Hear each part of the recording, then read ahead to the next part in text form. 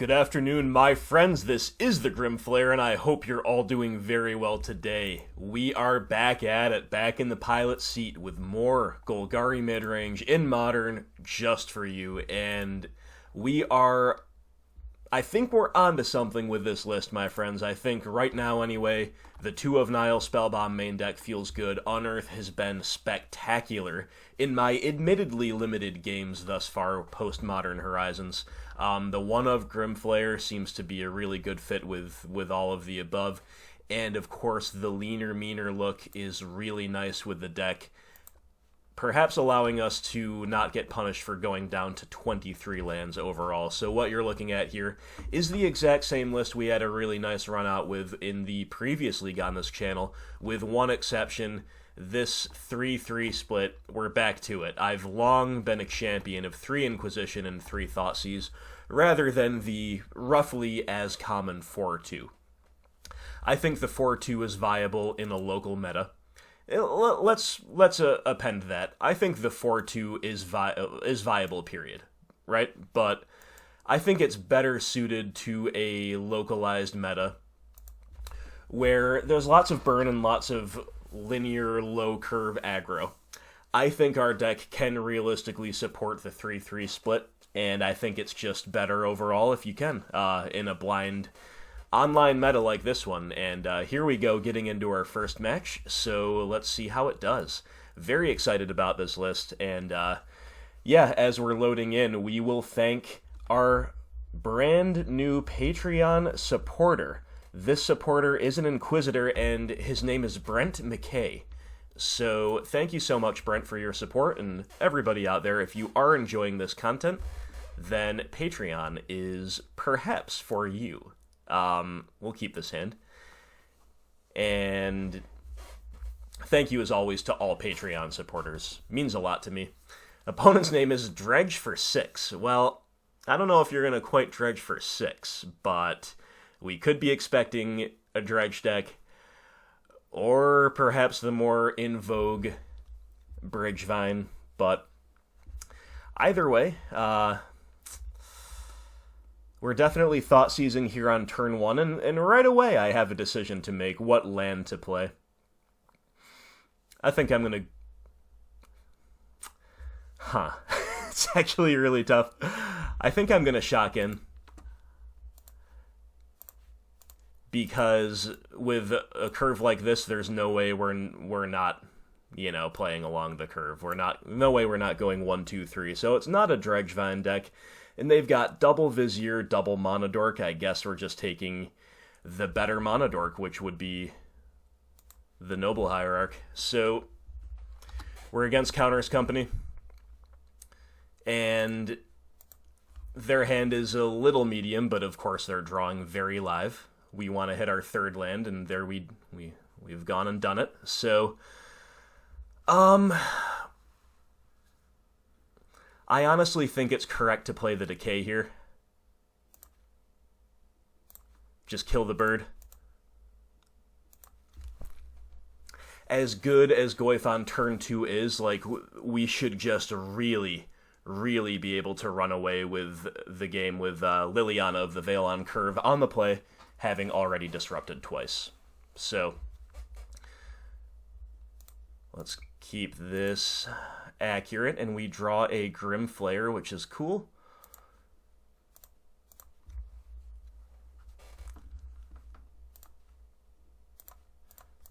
Another reason I'm kind of eager to go on the Liliana plan here is, of course, because I have an Unearth in my hand, so I can pretty freely pitch a creature here. I think it's going to be the Flare, and then next turn we can... let's say we draw a land. We can just empty our entire hand, get our creatures back, and really put the onus on the opponent. We'll be disrupting them heavily with Liliana no matter what they do. There's a Devoted Druid. And a Birds. Okay. Well, them getting another creature is a bit annoying. And we drew removal right on cue, so that's pretty nice. Think I'm just pretty happy to keep the board clear here. A little bit of a cheaper removal might have been better, but we'll certainly take it.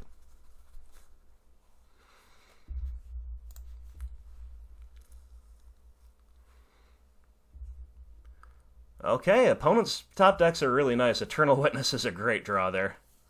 Absolutely magnificent draw, to be honest. But we draw Fatal Push. Okay. Well, what are our possible lines here? We can tick up, they're just going to pitch a Vizier, they still have the combo in hand.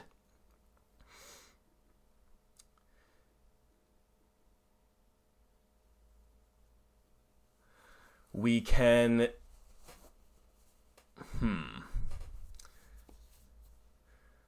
We can obviously just tick down to kill the Witness. That honestly might be correct, then we can just have a double creature turn and a push in hand. Next turn... Yeah, I mean, even if they... Yeah, they don't have a payoff. Sure, so I guess we're just cashing in the Lily. Feels bad, but, like, ticking up isn't really any good. Right? Ticking up isn't really any good. We lose something, they lose something redundant. So yeah, let's just kill the Witness.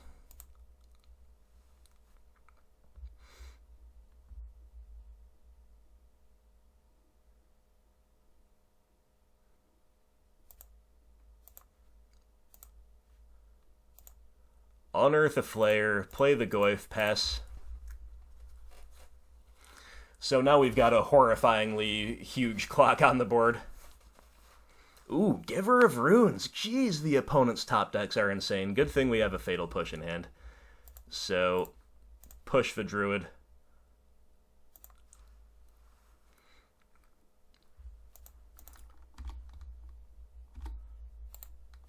Attack for 9. Alright, so we're going to connect with the Flare, and let's... I guess we're just going to leave a trophy on top, so sure, we'll bin those two. Leaving a trophy on top is fine. Play the Bob and pass.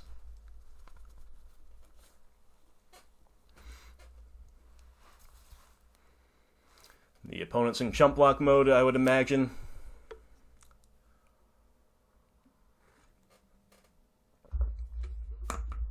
Lots of threat density from the opponent. Obviously, our position's still really good here, so we'll flip our trophy, and let's see what we draw. We draw Lily of the Veil. I guess with Giver of Runes on the field, that's just as good, if not better. So, sure.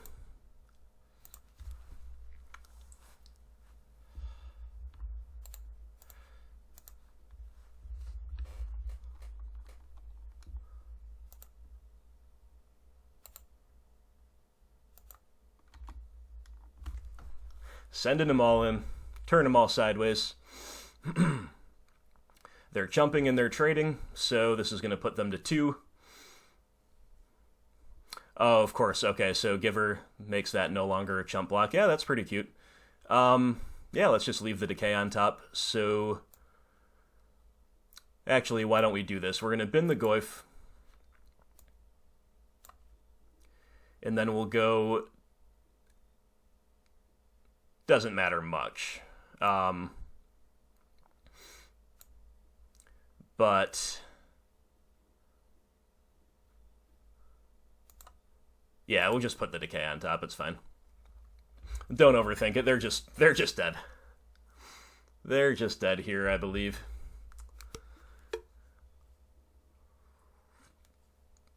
And maybe not literally dead this turn, but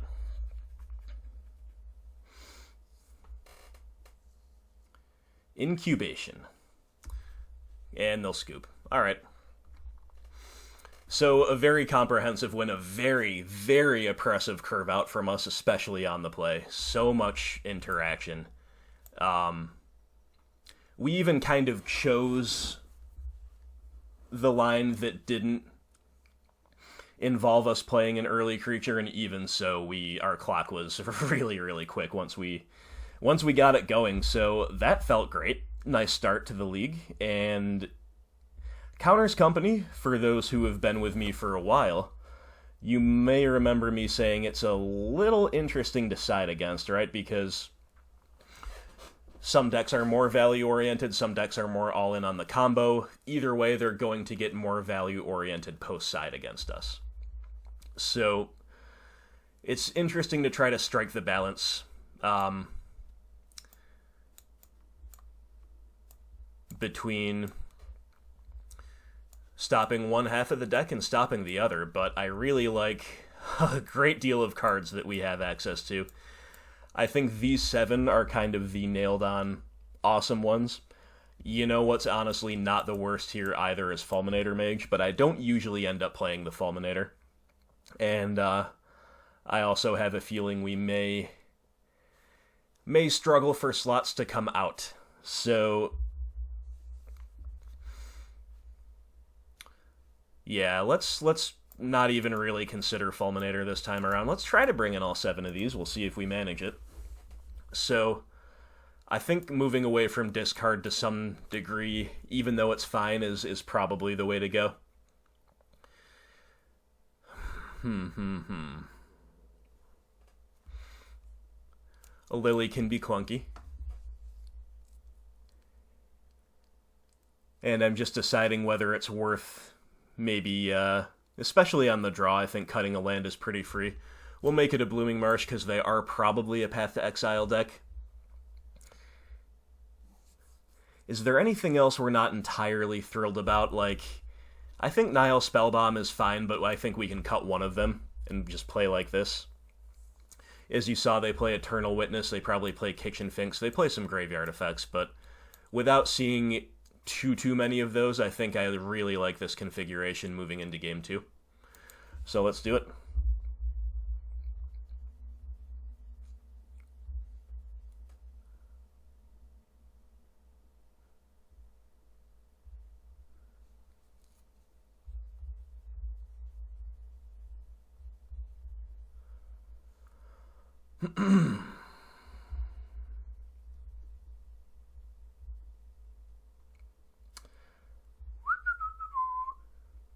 Alright, so our hand is... Ooh. I think this is a keep, but it's a very clunky keep, but, you know, turn 1 Fatal Push is such big game. And Unearth can help us cycle to hit more land drops if we need to, so it's a clunky keep, but I believe that it is indeed a keep.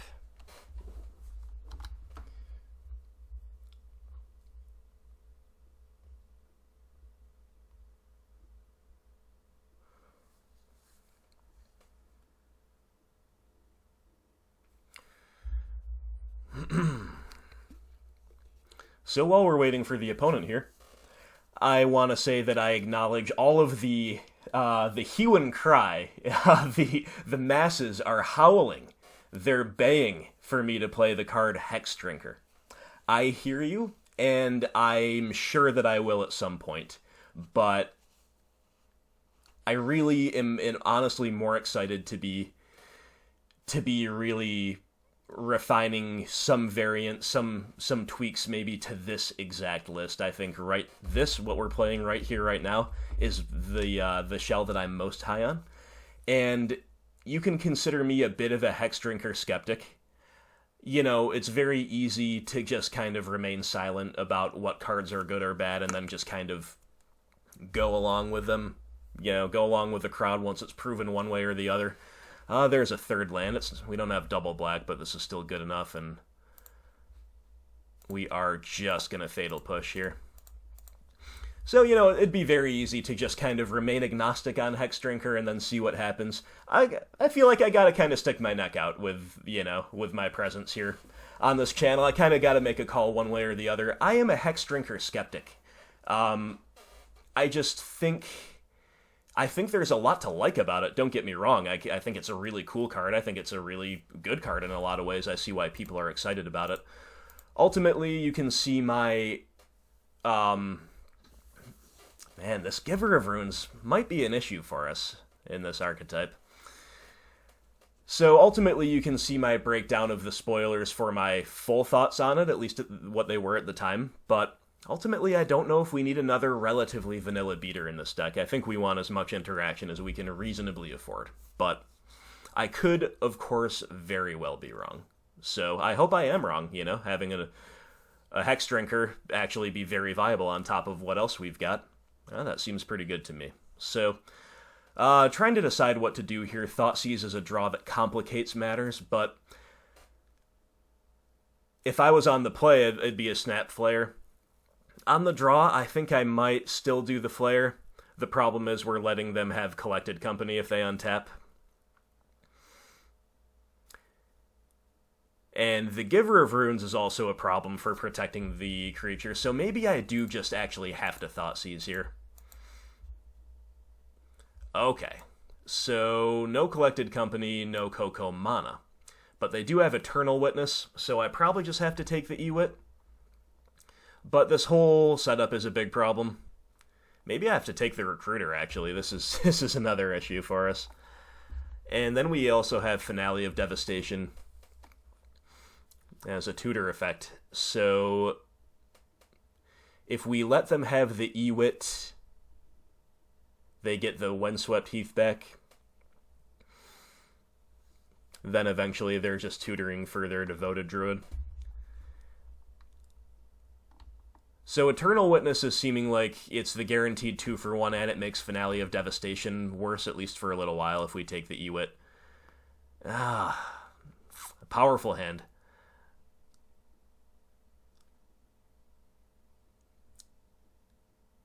The other option here is, of course, just the Recruiter, because this is the most repeated value.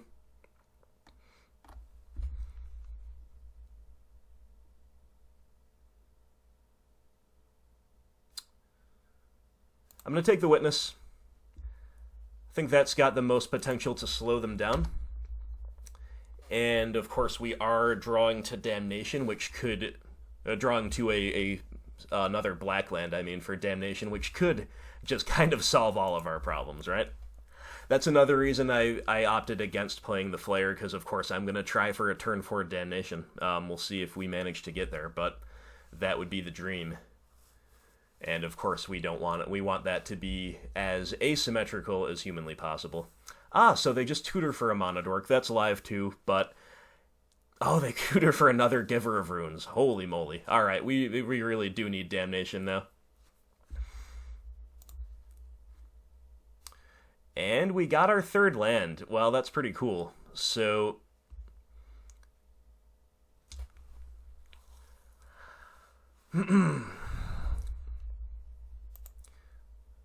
Alright, Field Pass.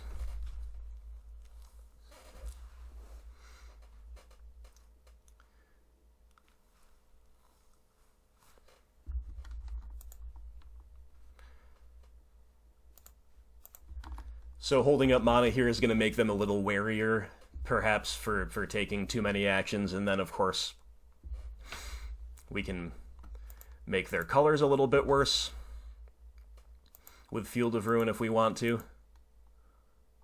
Ewit buying back an Ewit. Well, that's a lot of value.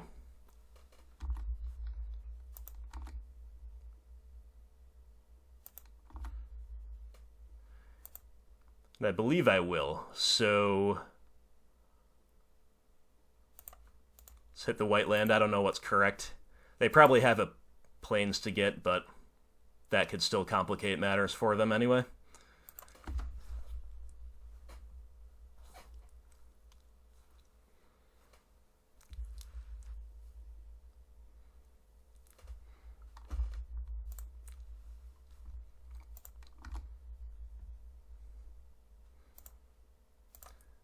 Alright. Casting the Damnation.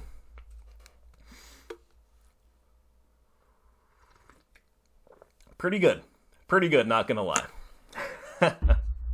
Nice answer to Giver of Runes. Opponent plays that Duskwatch Recruiter, and they're still stuck on land. This is very nice for us. Sadly, we don't have removal for the Recruiter, which is quite annoying, but... So do we like Tracker into land, or do we like Flare and Bob into land?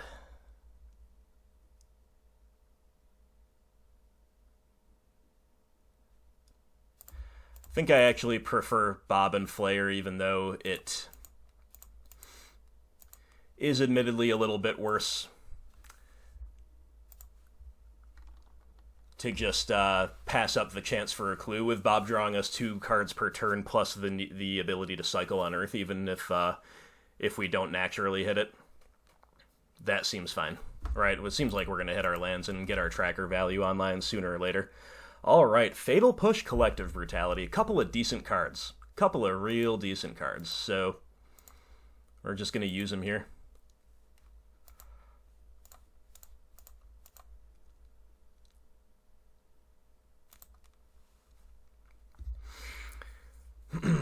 Then let's attack, see what we hit.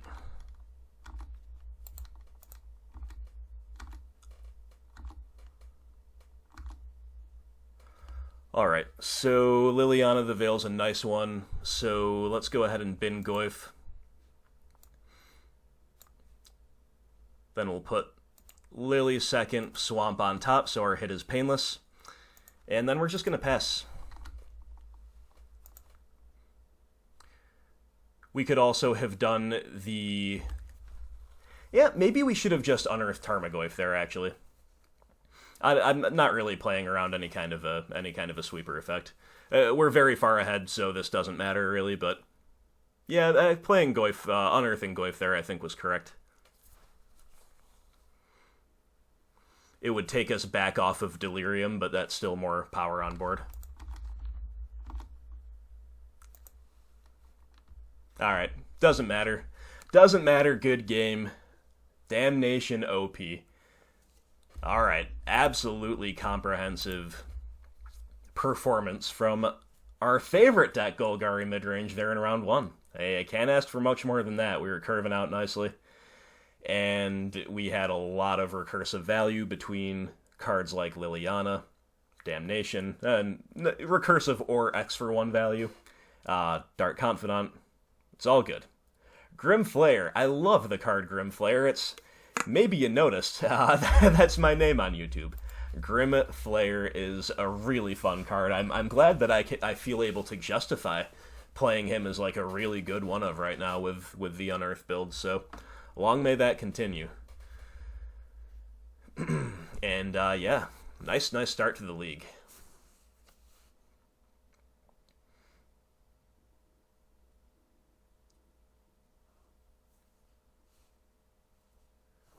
We're on the draw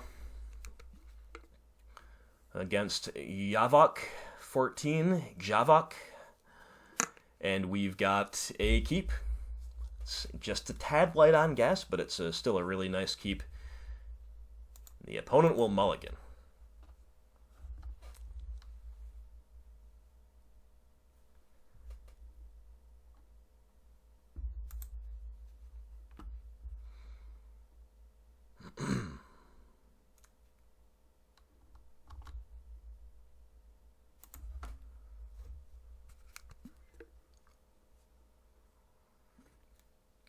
Okay, it's a Cavern deck. Any Cavern deck, I'm pretty happy to see mulligan. Ooh, Eldrazi. Cavern naming Eldrazi and pass. Okay, well, not what I expected, but Thoughtseize should be good. Let's see you use it. It's possible I was gonna say if we... Yeah, never mind. So, All Is Dusk, Chalice of the Void, Karn the Great Creator. Well... They're nowhere near Tron. This is Eldrazi Tron, and I guess we kind of have to let them have Chalice on 1 against us. So we'll take Karn, and we'll try to end the game before All Is Dust is live. Or we'll try to, of course, find another Thoughtseize to take it out of their hand. So Chalice on 1 is definitely better against this deck than it is against traditional Rock. There you go. There's an Unearth right off the bat for us. But I still don't think it's that big a deal. And is it Bob or is it Goyf? Is it Bob or is it Goyf? It's the $1 million question.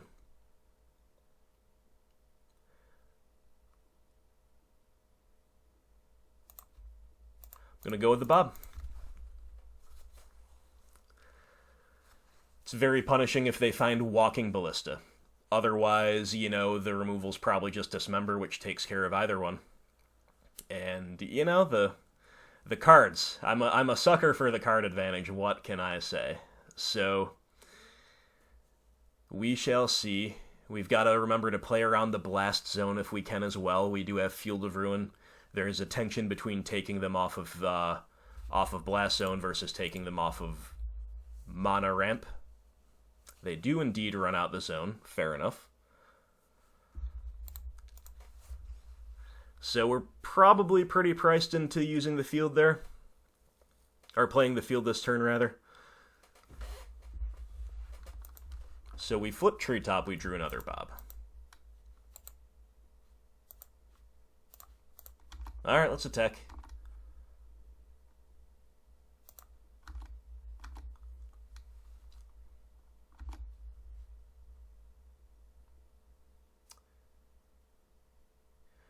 Yeah, this makes for a really, really awkward turn.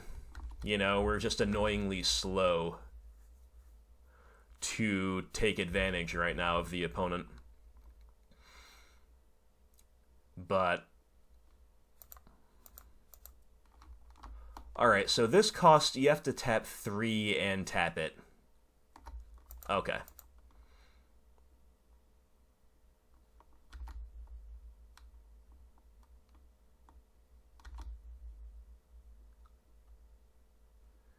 So we can upkeep hit this.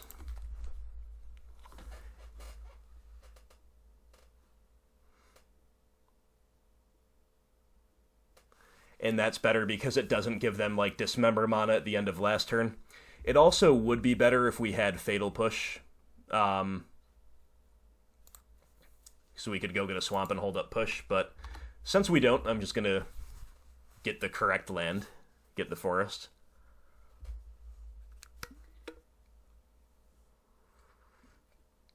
There's the GQ. Well, it looks like they have a Thought-Knot Seer, so I wish we really do wish we had Fatal Push, but... Oh, it's Chalice on 2. Ew, that's an issue. That's an issue. That's a good draw. Alright.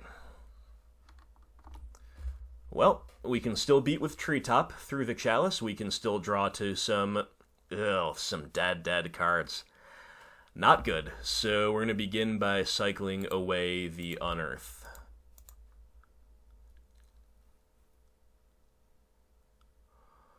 And just another land. So, yeah.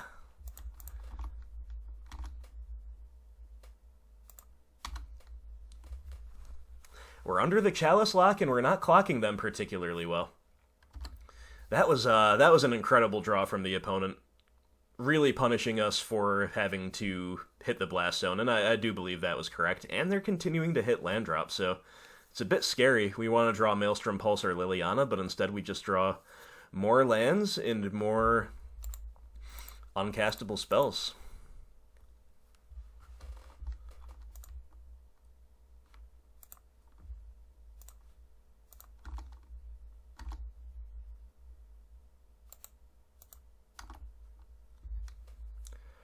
Pretty rough. Alright, so them having to GQ themselves is actually pretty awesome. Not gonna lie, I'm so alright with that. Just setting them back on a land is magnificent. Picture Thoughtseize here, I suppose.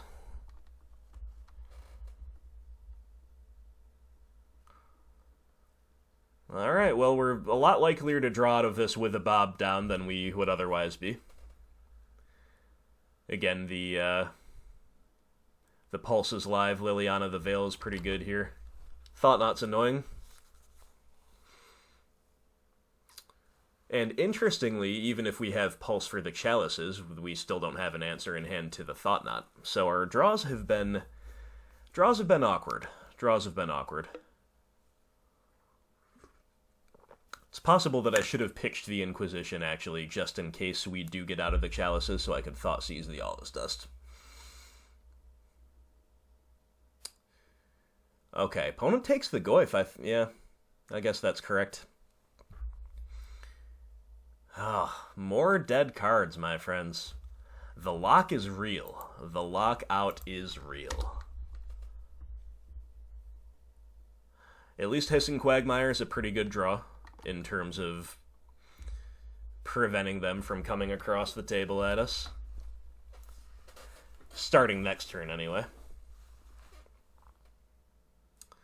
But the opponent's drawing so live, land drops are good, and they've got a lot of kind of 4 or 5 drop bombs, obviously, in the deck. Another Thought Knot. Well, maybe we have to pulse the Thought Knots now if we see one. If we see a pulse. I don't know. Take our Spell Bomb. Sure.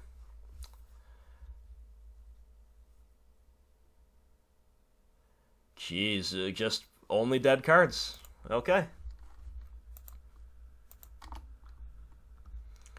We are well and truly locked out.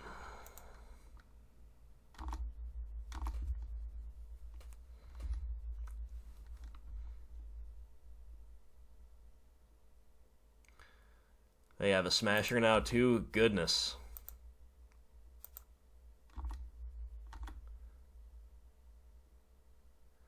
Alright, so fire up the Quagmire. So if we trade with us, I mean, we kind of have to chump with our Bob, not only for the sake of chumping, but for the sake of no longer, like, we can't afford his trigger anymore. So we're chumping with Bob no matter what. And Thought Knot is the better chump. Target, so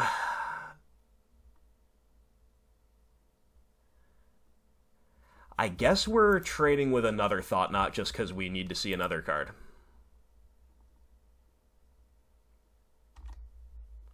So we'll take 5, we'll block like this.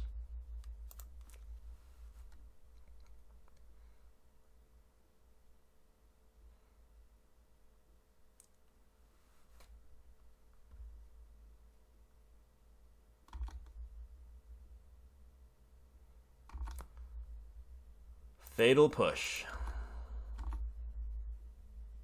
Scavenging Ooze. Totally and completely locked out by a pair of Chalice of the Void, a card that's not particularly good against us, but we just didn't hit any 3-drops. We didn't hit Liliana's, we didn't hit Trackers, we didn't hit Maelstrom Pulse, which would have been the best one. And the opponent just ripped a bunch of Eldrazi. So very, very tough one there. You can't really complain about our rollout in round 1, but we kind of got a taste of our own medicine there. That was a very oppressive curve out from the opponent. Some very good top decks, because we left them with not much early on, and then that happened. But it's all good. What do we like in this matchup? So this is another Damnation matchup, just like we saw in the previous league. Or in the previous round. This is a great card. It is at least to some degree going to be a Fulminator and Surgical matchup, but maybe not all 5 copies of this category of cards. It's, they're a lot less dependent than traditional Tron is on curving out with their lands. Otherwise, so Plague Engineer against Eldrazi Tron is interesting. Obviously shrinking the entire board plus just a Death Touch creature, and something that is not going to get locked out by any kind of realistic Chalice setting. I'm honestly intrigued. Then we have Collectoroo for some artifacts. Yeah, maybe. It's really tough to say. I think Kalitas is reasonable enough in these categories. Probably don't want anything else here. And I think boarding out Inquisition is historically mostly correct. It's just going to whiff too often. And it's only going to hit stuff we don't care about as much. Collective Brutality is kind of extra bad in this matchup. So Abrupt Decay, I mean, I don't want to overreact to what just happened to us with the Chalices. It might still be correct to side out both, but we've got Nile Spellbombs to side out as well. Maybe we get rid of an Unearth, leave a Decay, we'll just hedge a little bit. So we can pretty freely just side in. Let's side like this. Let's bring in the Engineer, see how he does. Ooh, you know, Grimflayer is kind of bad against a... Well, it's only really bad against Smasher and Endbringer in terms of the size. Alright. I kind of like this setup. We're pretty heavy on some of the higher curve stuff, but that should, in theory, be fine here.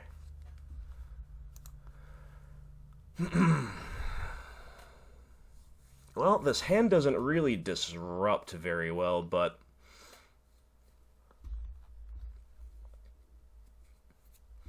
I don't think we really throw back a hand like that either, especially on the play.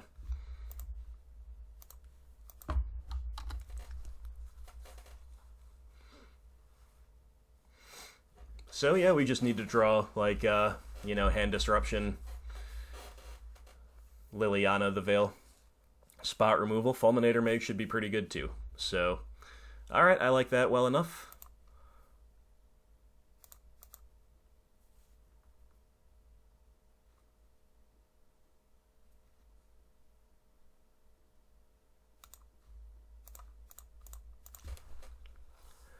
Run out the Goyf. Fulminator on turn 3 will be the line. At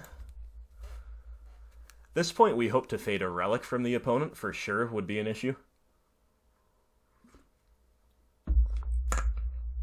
It's Chalice on 1, it looks like. Okay, you got it. Urza's Mine was the land they play second, so I guess I'm going to just Fulminator that one.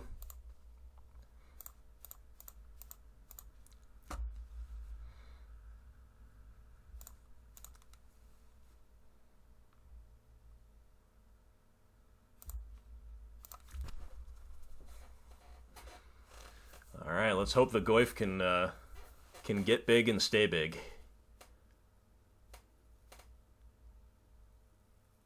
We might be in for a, what's this on 2? Could just be another Chalice. Walking Ballista as a 1/1, sure. Nurturing Peatland. Alright, it's a fine draw.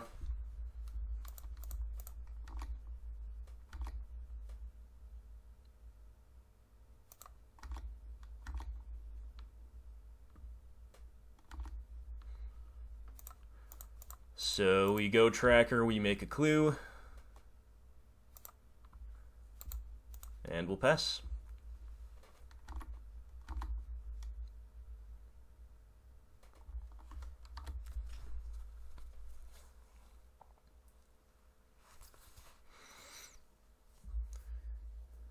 Maybe we shouldn't have sided out Unearth. Can you imagine if we had Unearth that turn as well? Okay, Matter Reshaper is a very annoying one. It's really going to clog us up nicely here. Alright, so... get the field down. Make a clue.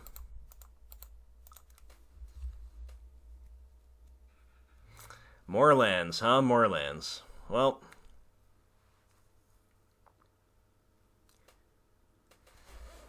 very, very awkward, my friends. I'm not particularly interested in trading off the Goyf with a Reshaper here. So I guess we're just gonna send the Tracker in.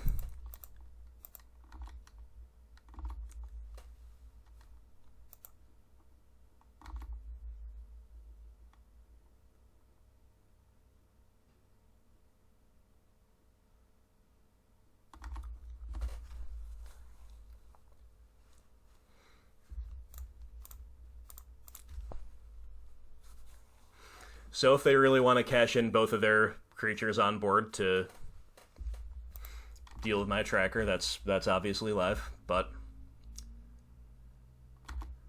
we've got to attack through this stuff at some point, and I guess that's probably the best way to do so. They make that decision before they see what they get off Reshaper. Interesting.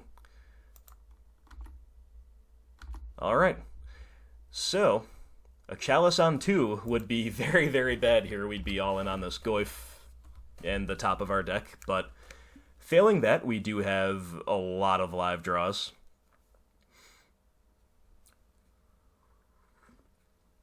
It's a shame we couldn't field them off of Temple, Oh, geez, Blast Zone. Wow. But yeah, I don't feel like we were correct to just pass there. I don't feel we were able to pass without making some attacks. Another Reshaper, very annoying.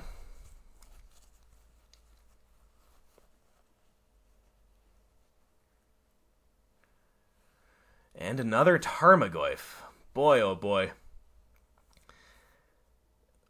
Our draws have just been so clustered around these the 2-drop slot specifically this game. So we're probably priced into hitting the Blast Zone again with Field, but I guess we can afford to do this first. We got a Plague Engineer. Very interesting draw.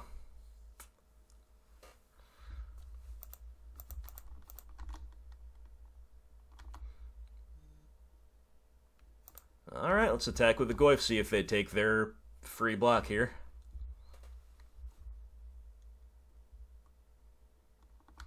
They will not.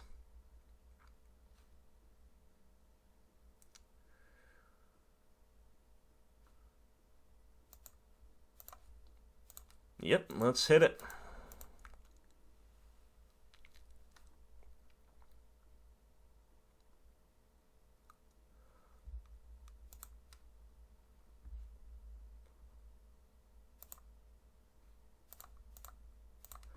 Not much we can do but play out our dummies and hope it's good enough. We're very soft to a Relic right now. Even if we'd played Skoos, obviously, we're just about as soft. So, not entirely optimistic here. The opponent's on 6 mana. 6 lands, 7 mana for Eldrazi. All his dust is live. I mean, not much we can do about it. Just a giant Walking Ballista. Well, that's also tough. That's also a tough one to beat. Lily of the Veil, huh? Would have been really good a moment ago. A turn or two ago.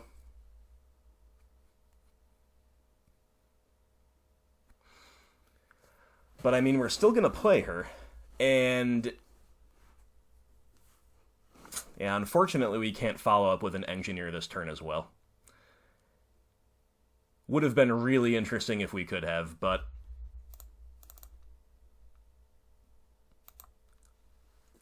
and I think we're priced into just clearing the board, like trying to keep the board clear and end the game. It's not great. It would be way better in some ways to tick up with the power that they probably have in hand.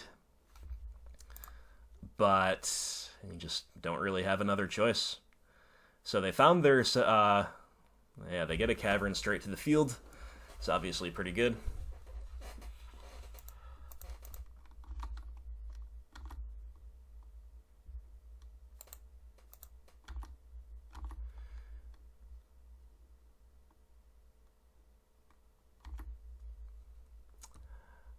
Alright, so all we can do is play yet another Goyf. It's a shame these are only a 3-4 in this matchup.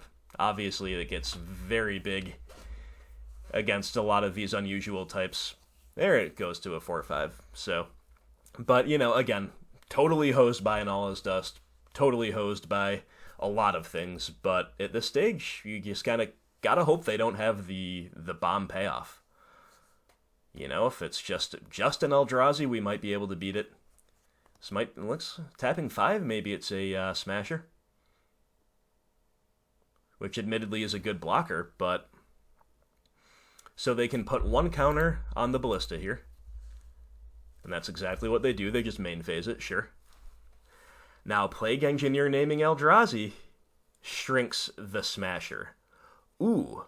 And I was going to say, but the problem is it dies to the Walking Ballista pings.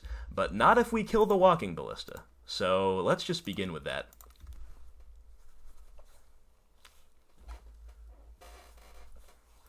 And then if we name Eldrazi with Plague Engineer, they have to chump, which is amazing.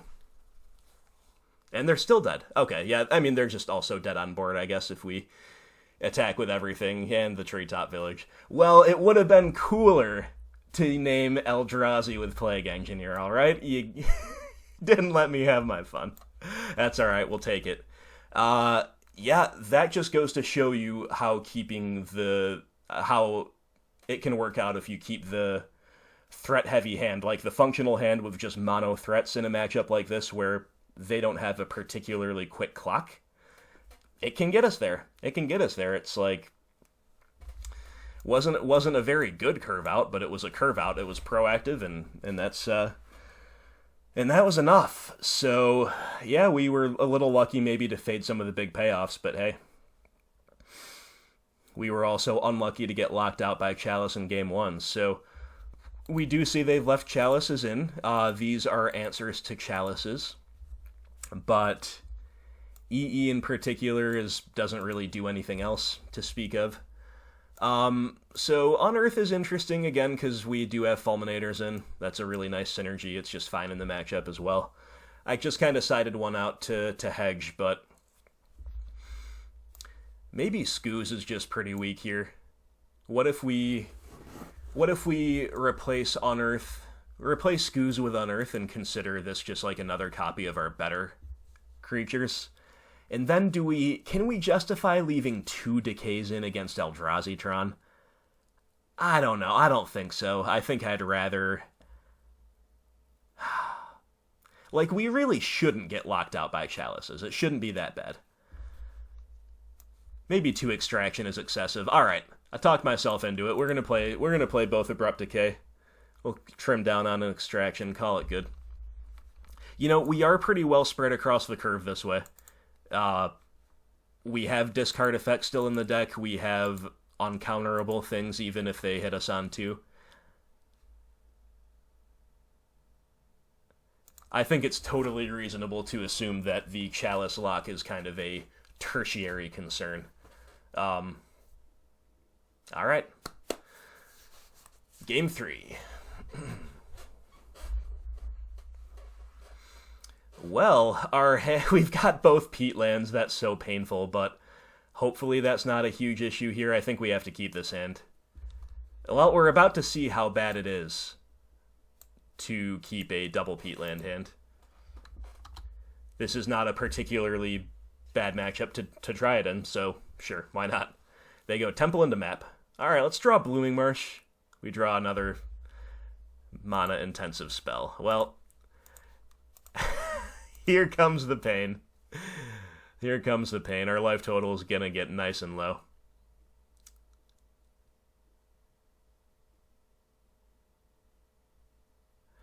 Okay, opponent's got 2 more lands, no major payoff lands. They have a second map. They have Reshaper and Thought-Knot Seer. Well, Thought-Knot Seer is going to be cast on curve before we can do anything about it, and Reshaper is kind of a guaranteed 2-for-1, so they're both issues. I don't think we should take away the second map. I guess not. Guess we just have more pressing issues, right? Yeah, so let's take the Thought-Knot. We'll just have to battle through the Reshapers like we did last game.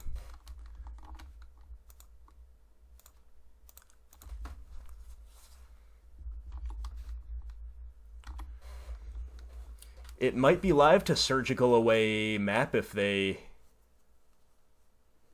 Like, they play the Reshaper here, we can next turn decay the map, surgical the one in their hand. I don't know if that's a good play, but it's a play.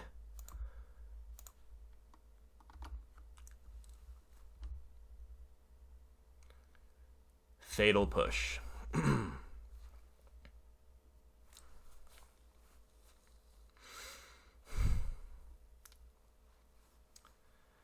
I mean, we're just live to lose to our own lands at this point. Oh, it's so painful. It's so painful.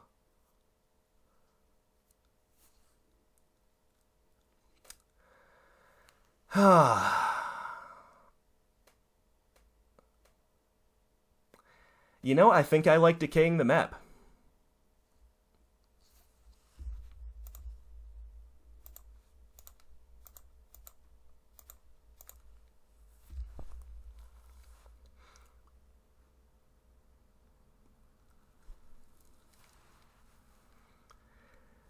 A reason I'm hesitating to surgical the map, among the other reasons that it's just kind of a loose thing to do in general, is that it's just yet more pain. but I think we have to hope to get lucky here. So I think I have to go for it. So we're going to draw step Surgical Expedition map. It's definitely a really loose play, but it might be the best one we've got. We've got to hope that we can just... Okay, so they've got a Dismember in hand. That's annoying. We're going to try to make a stand behind our creatures here. Dismember Mindstone Waste, so they also have more mana ramp in hand. So this decision did not pay off, but it doesn't mean it was incorrect. Just didn't pay off. And honestly, if we didn't have double Peatland, I think we'd still be in a totally fine position. Pending a third land draw, right? But as is, I don't know. So we see 4 copies of Karn, the Great Creator. It's all pretty standard stuff. 2 Allah's Dust, 2 Dismember, still all 4 Chalices, couple Endbringer, 3 Ballista, sure. Okay, nothing too crazy, no crazy lands. Alright, well.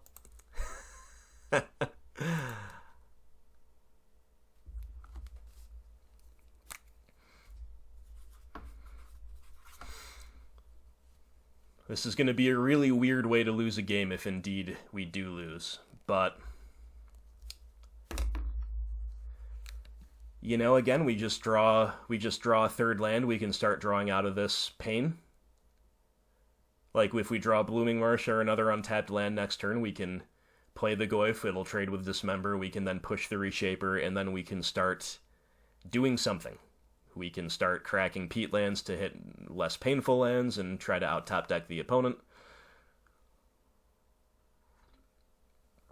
But there's no question that we are definitely suffering the consequences of a very low percentage situation, which is having double Peatlands and not drawing a third land on the draw.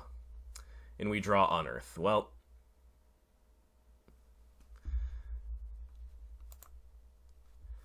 just gonna lose to our Peatlands.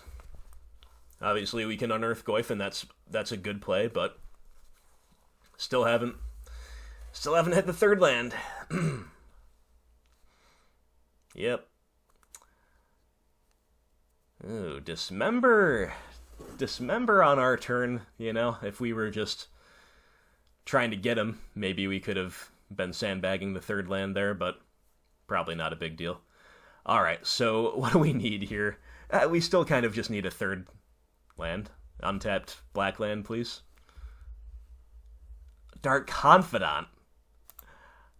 Among the worst possible draws. But, hey, we're unearthing the Goyf.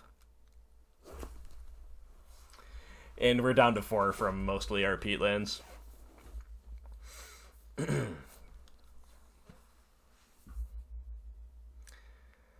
Yeah, you could argue that maybe I should have mulled it on the basis of those 2 Peatlands, but this hand is awesome.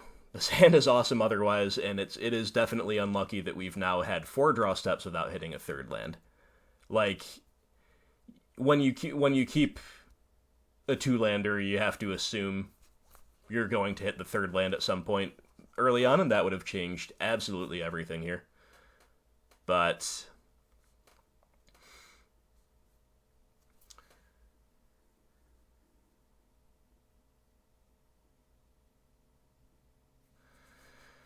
oh, yeah. I don't know what the holdup is, opponent, but we haven't hit the third land, and we're getting wrecked by the new tech. We're getting wrecked by the new tech. What can you do? Well, what we can do is just hit a couple running land drops, cash in our Peatlands for regular lands, hope the opponent bricks, and try to win the game with a Tarmogoyf.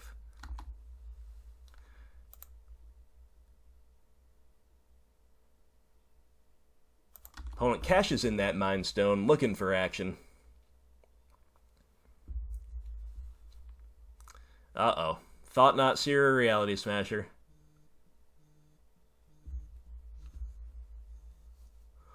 Thought Not Seer. You got it, buddy. You got it.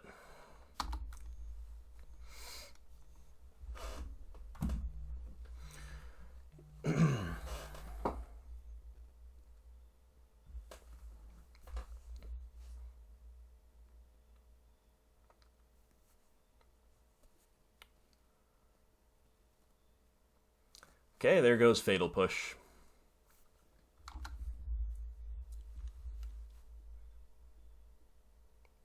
Blooming Marsh is the draw. Lovely. Just lovely.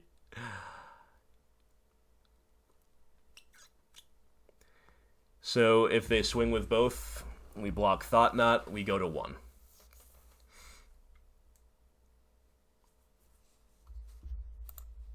Certainly can't actually cast anything this turn. Like, we could Decay Reshaper, but I'd rather use my mana to cash in a Peatland if at all possible.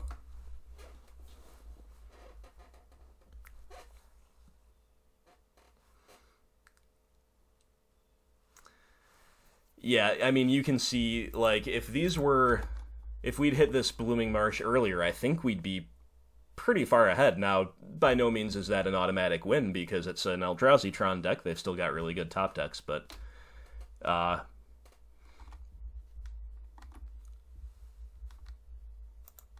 wow, no attack. Well, okay. Just kind of want to hit more painless lands here.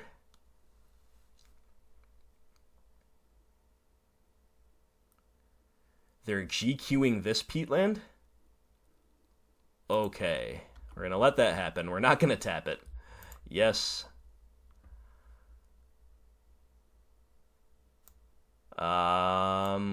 Swamp we need, I guess. We draw Unearth. Sure. Verdant Catacombs. Alright, now we're talking.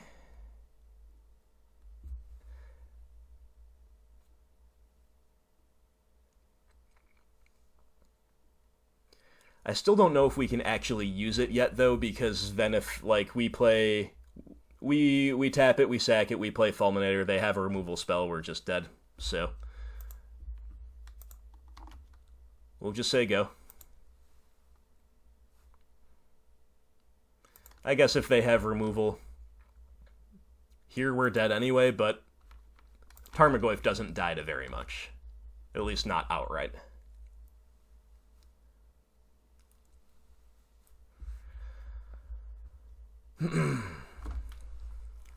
Another Eldrazi Temple. The opponent... okay. They might be flooded, but they're not. Smasher. Yeah. Okay.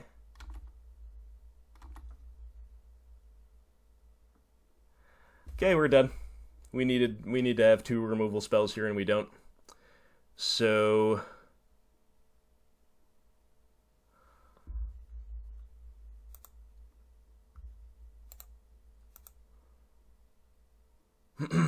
yeah, exactly lethal. Jeez. What a tilt. Nice top deck, too, from the opponent. Okay.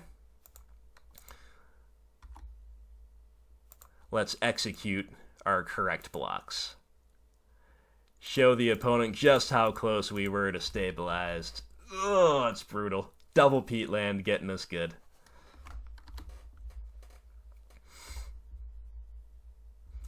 Okay, well, good game, well played. Those were close. We took them to 3, and yeah, what are you going to do? New tech coming back to bite us pretty hard there. Odds of that are exceedingly low, but this is one reason I wanted to temper people's expectations. I had people asking me, do we just sub out all Blooming Marshes for 4 Peatlands? Can we play 3? I would probably say no to both. I think, especially if we're down to 23 lands, 2 is the max. That said, it's really, really unlikely that we ever end up in a situation where we have a 2-lander where both the lands are Peatland and we, for, I guess, 4 turns in a row, don't hit the 3rd land. So, it obviously comes up, though, and that's proof positive, but that's alright. We are... the deck still looked really good there. The deck still looked really good in that matchup. We just got pretty unlucky, I think, to get hosed by Chalices, and then to get hosed by our own lands. Opponents on the play. Keeping 7, leading on Creeping Tar Pit. Alright. Marsh, Inquisition, you. Our hand is really strong, and wow. What on earth? Is this like a 5-color Niv-Mizzet deck? It could be. Okay, so they cannot cast Birds of Paradise, or Assassin's Trophy, or Knight of the Reliquary right now. They can only cast Lightning Helix out of their hand. So do we take the Helix? I think we actually are maybe supposed to take the Helix. I don't think I care about Trophy. I don't care much about birds. They already have all the other colors, and they already have 3 lands. The only other thing to take is maybe Knight, but by the time they play Knight, I can play Liliana, possibly. So, I guess we're taking the Helix. Oh, Modern is a very interesting place.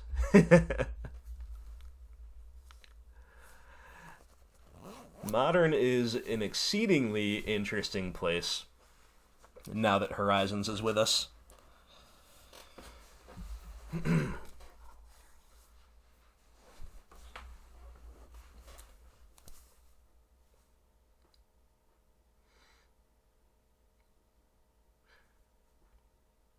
Blood Crypt tapped.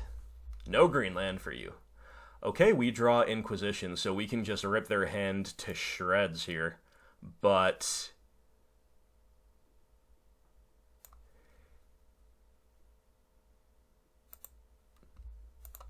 it's got to be better to run out the Goyf. Get the clock going, and then next turn. Next turn is when we rip the hand to shreds.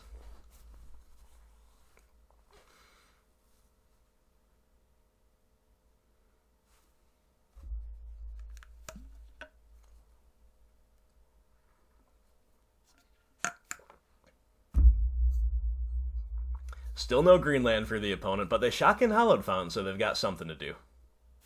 Okay, they will pass. So one option here is to just simply attack with Goyf first. Tar Pit needs 3 other lands. Yeah, 3 other mana to activate. So we could attack with Goyf first. On the other hand, we can grow the Goyf if we do our discard thing first. But I imagine they've got removal. Drew like another Helix or something. So I'm just going to attack first. See if that draws anything out. That'll also better inform our decision whether we want to go, what we want to do.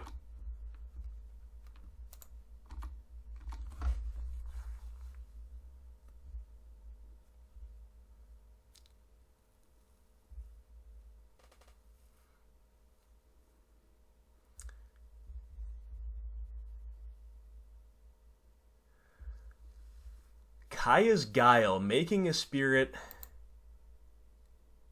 and I'll be edicted, sure. Okay, well the spirit is a little annoying against Lily of the Veil, but it's still not that bad.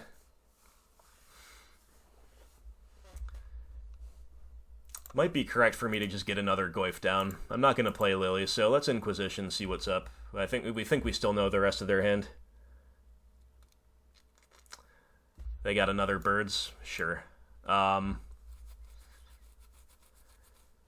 So I think we're taking the Knight either way, and then it's a question of do we just get the trophy out of their hand or do we play the Goyf? I think we're going to take the Knight, play the Goyf.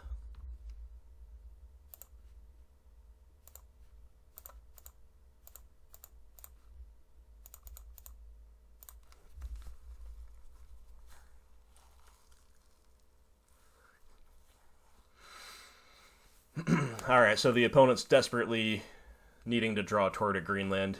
Even if they do, that's not the end of the world. Collective Brutality. That takes care of the spirit, but I don't think I care about that, so let's attack first.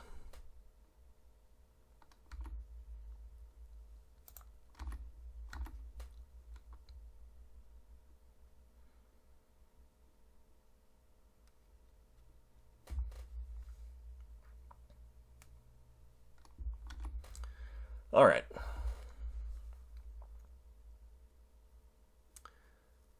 Maybe I do. Maybe I just want to, like, empty my hand before I go on the Liliana plan. I could actually be convinced about that.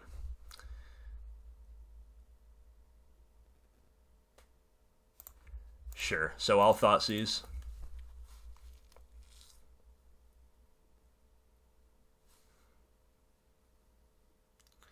Lightning Helix.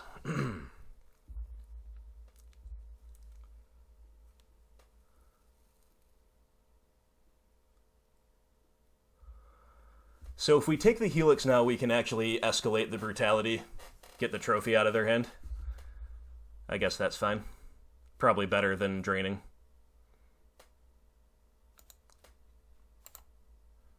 Alright. Escalate. You reveal. Kill your spirit.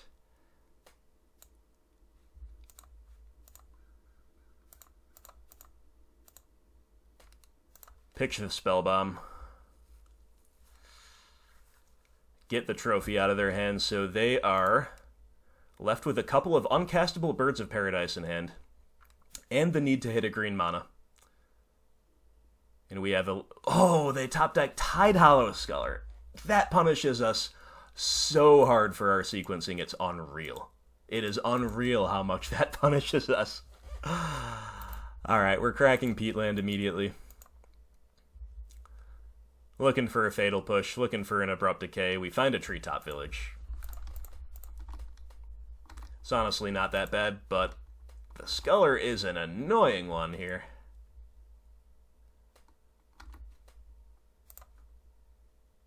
Alright. What a deck. I mean, it's 5 colors, and it's playing as many different color combos as possible, so you don't really know what to expect. Yikes, Teferi. Bouncing Goyf. Cracking in with the Sculler. Sure. Once again, a draw of Fatal Push would be really welcome here. We don't get it, we're just hitting lands.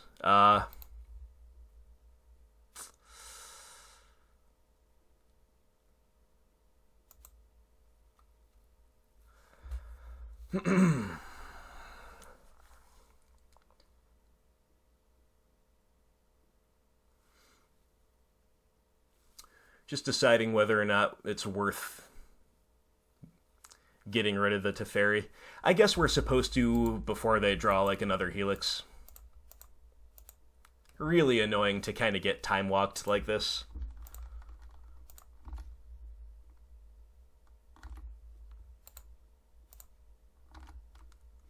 But he is the Time Raveler after all.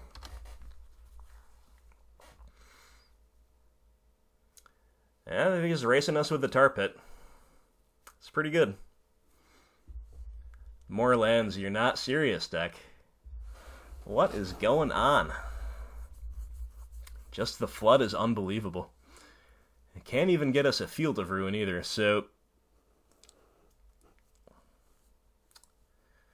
I think we've got a hit with the Treetop Village. We've just got to assume they don't have a way to remove Goyf. Because they are dead on board next turn if they just try to attack with both and they don't have anything else.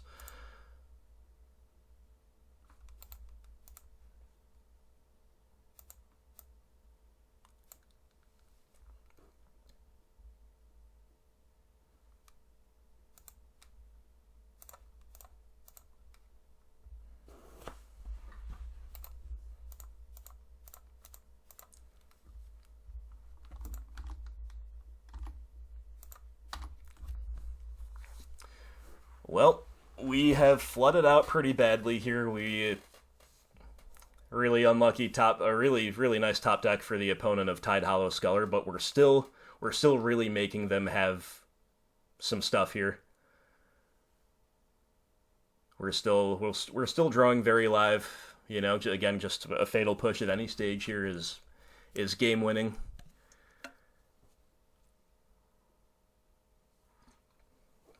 But the opponent's got a couple unknowns in hand at this stage as well.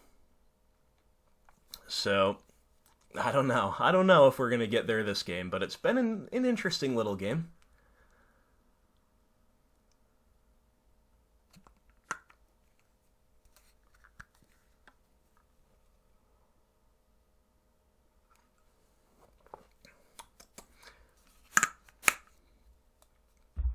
Windswept Heath. Ah, that's pretty annoying, because now they get to just cast the birds, even if they don't have anything better to do. The birds are going to chump and extend this game, or they just have another trophy or something. If they have a trophy, they should just cast it. We don't have a Fatal Push if they're worried about giving us an untapped Swamp, because we would clearly have cast it before now. Including last turn.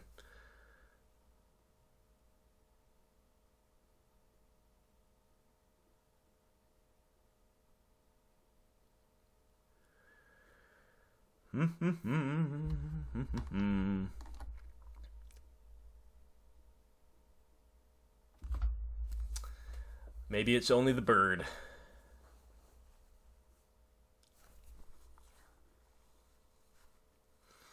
But, you know, again, you know, if they, let's say they play the bird, they attack. Okay, do they just have trophy? Oh no, is it Niv-Mizzet? Holy moly. Wow, they go for the Niv. Okay, so we draw Fatal Push? That's funny. Alright, so let's not worry about Niv at the moment. Do we have lethal? So we push the Sculler, we Edict. Yeah. It comes back to the hand, though, so we still have lethal. Alright. Good draw.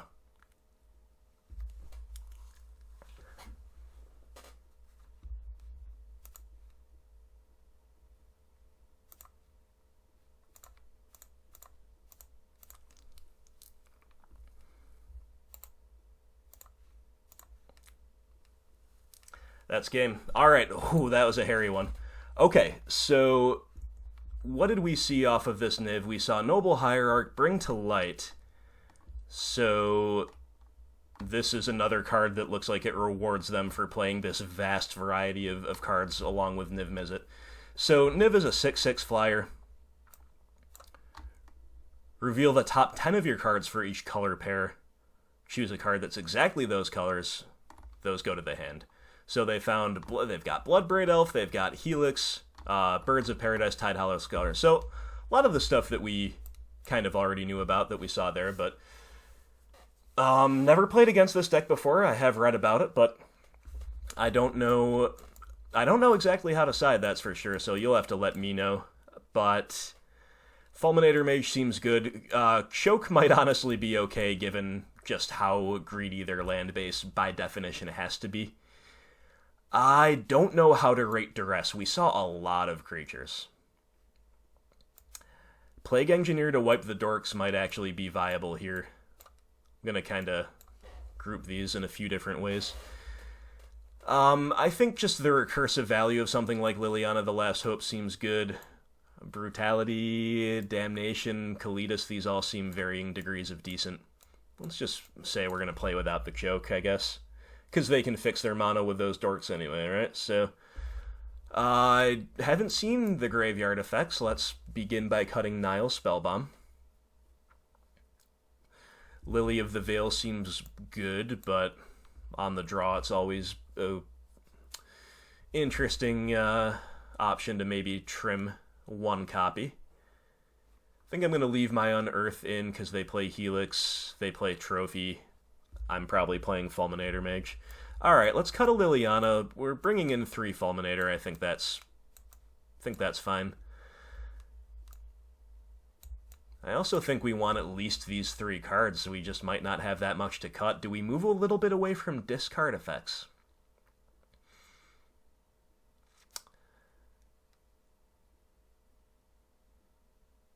I'm going to cut a Scooz.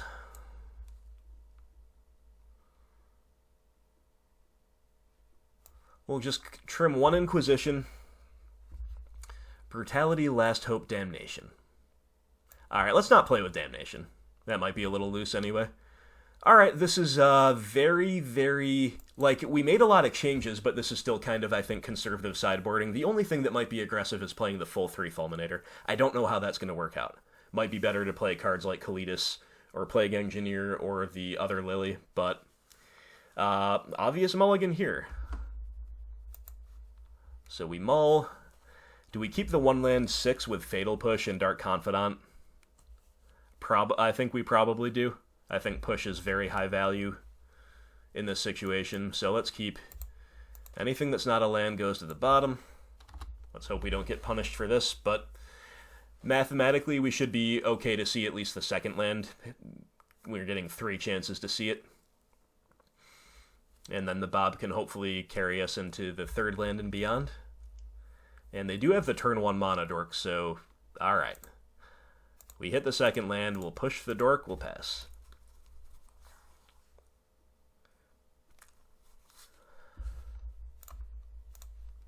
Another one. Pillar of the Perunes. 1 mana, only multicolored, huh? So do we decay the bird? Or do we play our Bob? We've got Fulminator, so I think we kind of want to go on the mana denial plan. Executive decision has been made. We're going to decay the bird.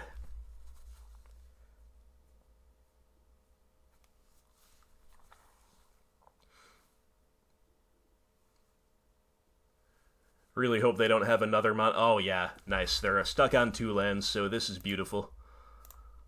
Fulminator Mage, and I think we hit the Tomb because that's going to shut off mana dorks as well.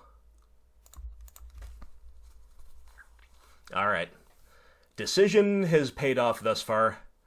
Oh, beautiful. They're still stuck on lands. We get to go Tracker into Treetop. They cannot even cast Removal or Mana Dorks. Alright. Feeling good. Feeling pretty good about this. Hey, they hit the second land, so they're in it. They're in it. We're making all kinds of clues, though. So let's crack one to begin with. See what's up.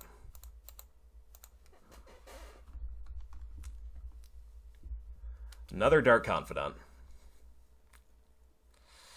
I think I'm just going to play a Bob this turn. So let's attack first.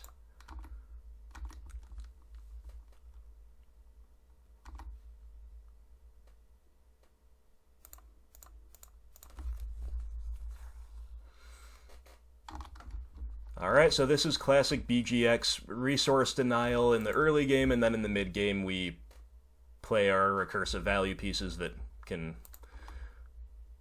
pull us back up ahead on cards and hopefully close out the game while they're doing it. Okay, opponents got their mana online. So they've got 3 mana. What's it going to be? Maybe a Helix, maybe like another Kaya's Guile. Wouldn't mind the Guile so much because I get to keep my tracker around.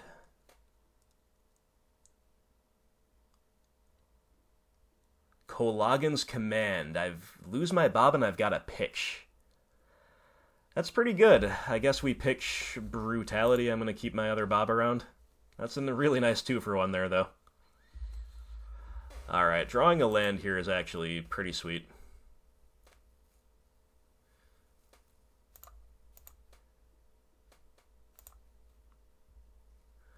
Crack a Clue.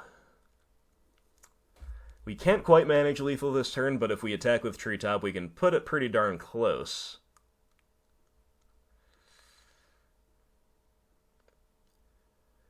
Another Bob. Alright, so we could just play 2 Bobs, but I don't know if they've got to play some kind of sweeper effect, right? So I don't think we do that. So I think it might actually be correct to just make another clue this turn. Alternatively, we could just put them to 2, attack with Treetop. That way, if they do have a sweeper, they're just dead on board to the manland.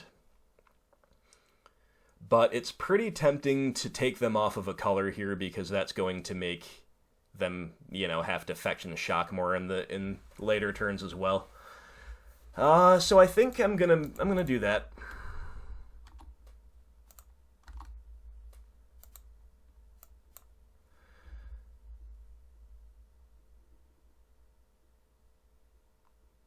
We'll hit the Blood Crypt. I don't know what's correct.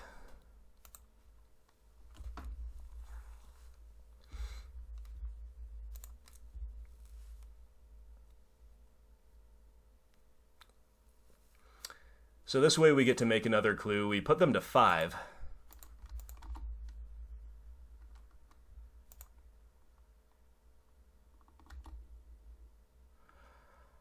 And we'll play a Bob.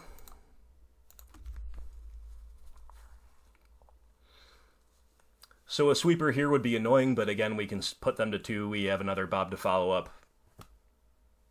Should be alright.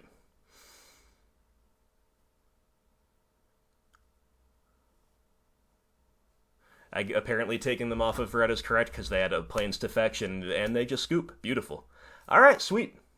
That was an interesting match. I had never played against it.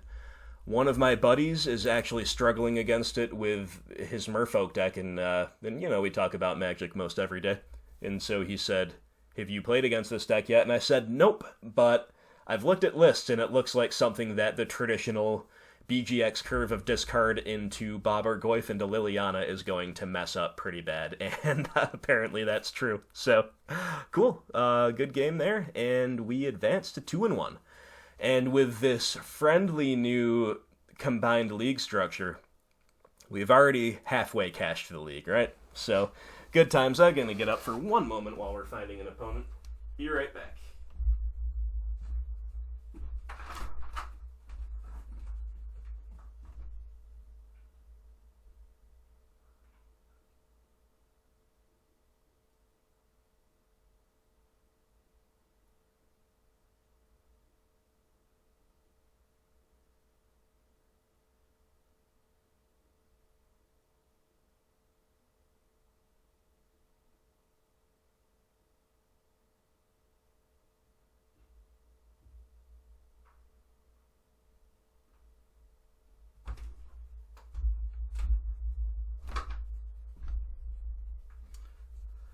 I have returned, my friends, just in time.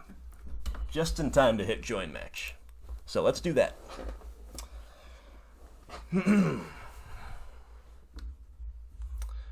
Okay, I think this is a keep. Once again, we're on the draw. We can't win a die roll today, but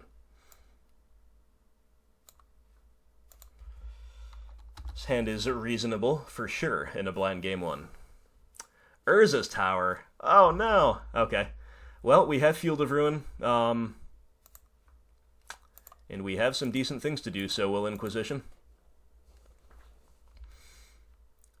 Oh, it's another Eldrazi Tron deck. Wow, this deck's really coming back into vogue, huh? Double Matter Reshaper plus Dismember. Jeez. I guess we're taking one of the Reshapers because they're the 2-for-1. We've got Unearth after they Dismember our Goyf, so I guess we can afford to leave the Dismember in hand.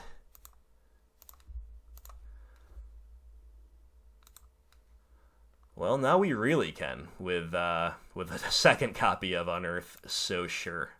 Let's play the Goyf. It's gonna get dismembered, or, you know, maybe they just hold it, who knows. But either way, you know, if they do dismember it next turn, we can go Field into Unearth, which is a pretty good turn, or indeed Field into Thoughtseize might even be better. We'll have to see what the lay of the land is. Alright, they're just dismembering now. Yep. So their hand is Wastes All Is Dust, 1 unknown. We draw Maelstrom Pulse. It's an interesting draw.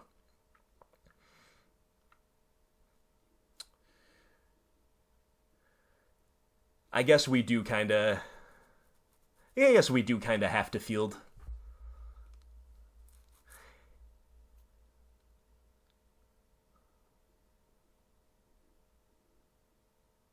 Yeah, I'm pretty comfortable going Field into Unearth, because then they cannot cast All Is Dust next turn. And we'll still have a good Thoughtseize target, even, you know, if they have another thing we'd rather have Thoughtseize, that's kind of annoying, but...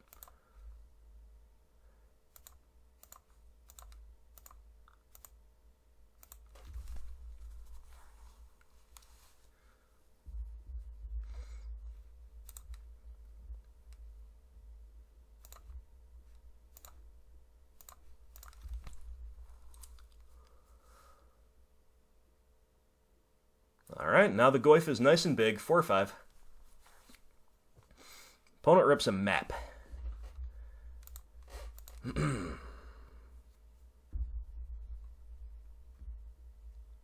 We rip another land. Not the most exciting.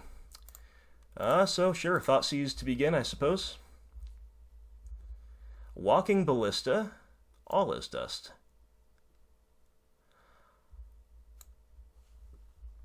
Worth noting, this has the tribal type. This is an artifact. We're gonna get artifact anyway. It's also creature. We have creature. They're just 1, 2, 3, 4, 5. They get another. I think we have to take all is dust. They can just go get another temple and cast it, right? Or even if they don't do that, they're gonna hit it soon enough. So sure, take the all is dust. Growing the Goyf.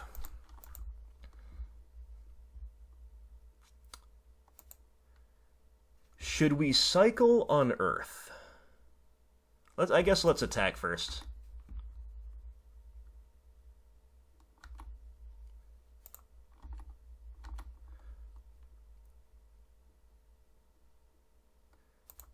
Yeah, alright, so they're gonna take the block.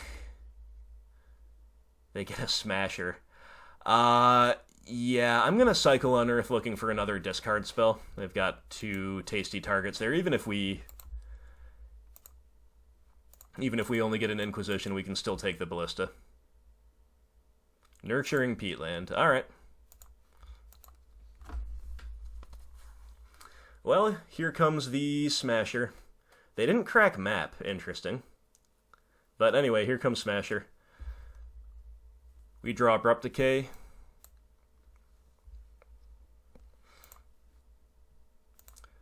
Alright, well, we're gonna Pulse.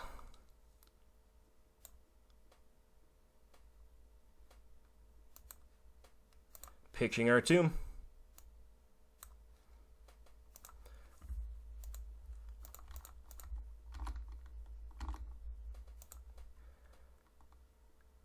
Now the big question is, do we want to decay the map or save it for Ballista? The Ballista's only a 2/2 right now. Map is awkward at this point. It doesn't grow the Goyf either because we have Artifact. Or do we have? We don't have Artifact.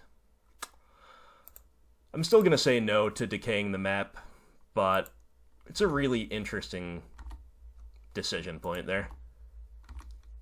I think I'd rather just kill the Ballista.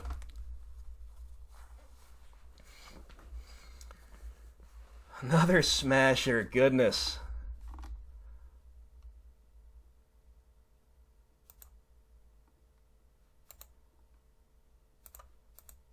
Alright. We draw a Fatal Push. There's a Tracker. Okay. Not the greatest.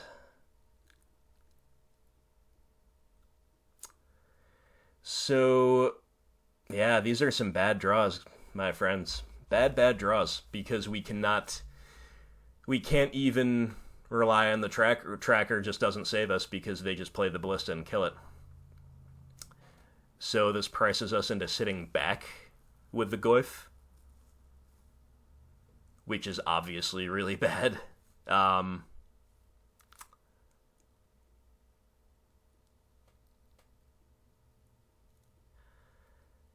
And then it means this turn we're either just playing the tracker with no follow-up, or we're just passing. Or again, we're decaying the map. But now that our life total's so low, now that they ripped another Smasher, I think we have to sit back. Or I don't think we can really pass, and I don't think we can decay the map either, because we've gotta just have it for Ballista or for whatever else. So what an annoying draw. Ooh, Smasher. Okay. Alright. I guess we're gonna run out the tracker. Gives them the clean window to kill it with Ballista, but I guess at this stage that's an okay trade for us given how low our life totals are.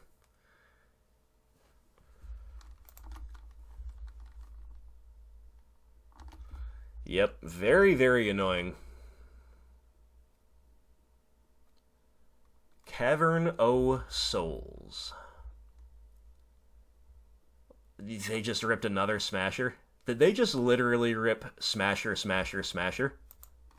I'm pretty positive that they did. And we already have seen our one of Pulse. I think they literally ripped triple Smasher. Right? That's the explanation for their sequencing. I guess now we know they didn't crack the map because they didn't want to shuffle. They stacked the deck. They didn't want to shuffle it away. Goodness. Pretty brutal. Alright, well, let's draw Liliana. We draw a trophy. Okay? Okay. Okay.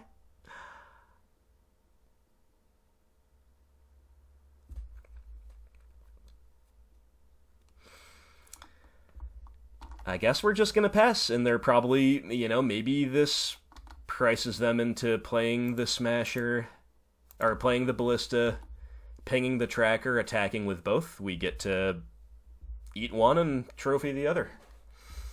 I don't know. They just have to stop ripping absolute gas, though. Alright, they're cracking map for Urza's Mine, and now what? Is it just a 2-2 Ballista? Yeah. Okay. Ping the Tracker. You got us.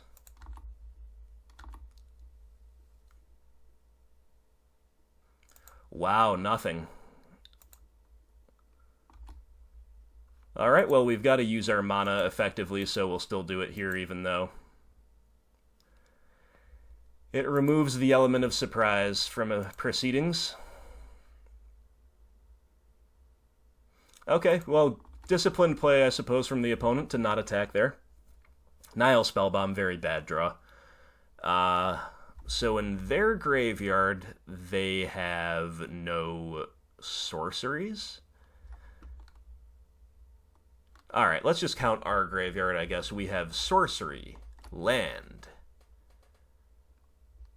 creature, instant, artifact. So that'll still be a 5/6 if we clear out their yard for a redraw.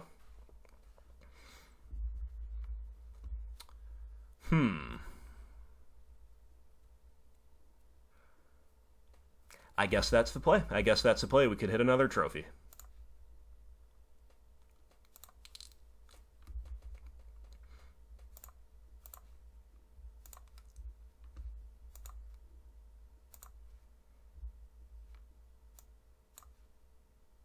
Or we could hit a Field of Ruin. Does that even matter anymore? Does hitting a land even do anything anymore? Well, if they only play a certain number of basics, it does. And that might actually be what's up. So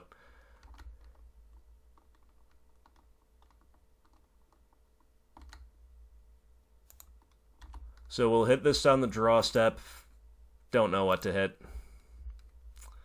I guess Urza's Mine, most recent Tron land.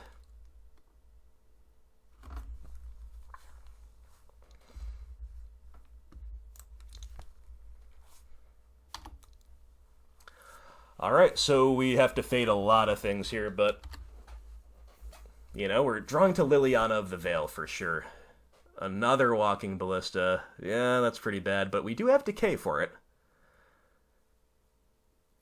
It'd be pretty aggressive of them to trade, but yeah, they won't. Okay. Thoughtseize. Come on, deck. Don't do this to us. Alright, we gotta Decay the Ballista before they get to untap with it. Where's our Lilianas of the Veil? We've got 4. Come on, Lily. We needed the bailout here from the Lily. I'm just gonna 6 because we don't have a card to pitch to the Smasher anyway. Alright, we're still drawing so live. Still drawing so live. Haunted Fengraf. Sack it to return Walking Ballista to their hand in this situation. My goodness. Since when is that a land that this deck plays? Alright, we're passing. I think, this has just been This has just been something. Oh, boy. Okay.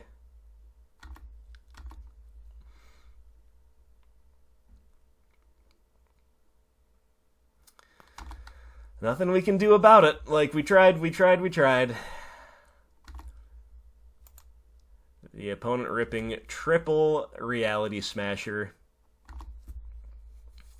is is pretty much the worst thing that could have happened. Or among the worst things. It was a good game, though. That was an interesting one, but...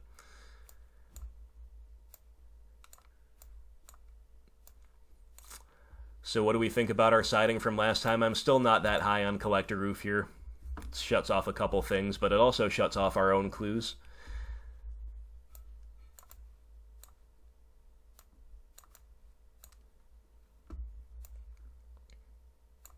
Think we were looking something like this. And I think we did end up, liking both decays, and decay there was okay. It really was. Obviously, you saw the limitations of it not being able to hit the Smasher, but we have enough answers to Smasher. We answered 2 of them. We just couldn't answer 3 back-to-back. So, I think this is fine. I think 1 surgical is fine rather than 2.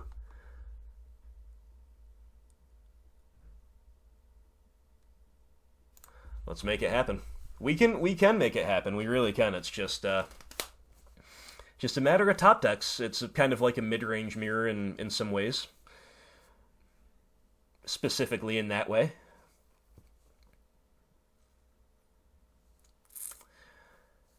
We might not really be able to afford double pulse anymore, but yeah, there's a reason I'm really a fan of 2 pulse in the 75 if possible. Okay, we've got double Field of Ruin, but it's a Fulminator on Earth Hand, so I guess it's a keep. But, yeah, this is fine. We just need to, the opponent mulls. That makes this hand a lot better. Makes this hand a whole lot better. And we just need to hit a second black land. Okay, Temple Map. We hit Thoughtseize. That's fine. It's a fine draw. And let's see. So they do only have a 2-lander. Karn the Great Creator. Spellskite, Reshaper, Ballista. It's quite the hand. If we only had the second black land, this would be a very different equation, but as things stand, I don't think we can assume we're going to get the turn 3 Fulminator, and so then what do we do? I think I'm just going to take Karn like the game's going long, no matter what. They're going to hit their land drops, realistically speaking, so we'll take away the Karn. And they can go, of course, Reshaper here if they're so inclined. It looks like they are. We draw Forest. What a tilt. What a tilt.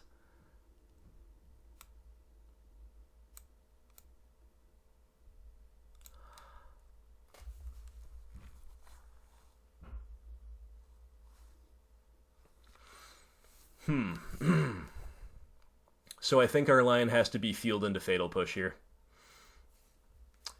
And we might as well draw Step Field to deny them the Eldrazi mana for the turn.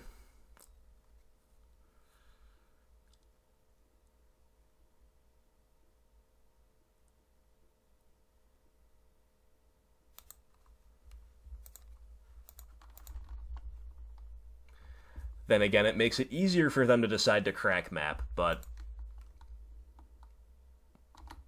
I still believe that to be correct.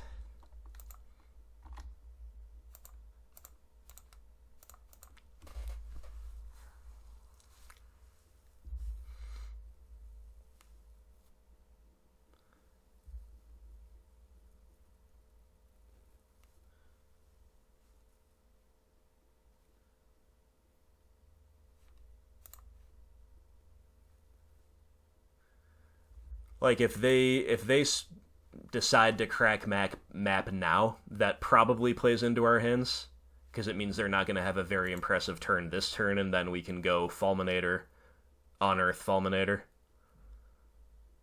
and hopefully really shut them out of the game. They get another Temple. Alright. Spellskite. So I'm going to push the Reshaper here.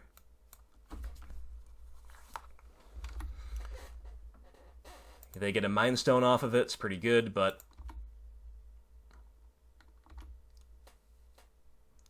Hissing Quagmire.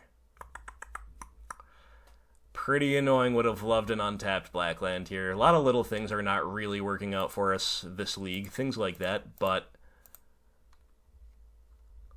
I still think the aggressive Stone Rain is definitely the way to go here.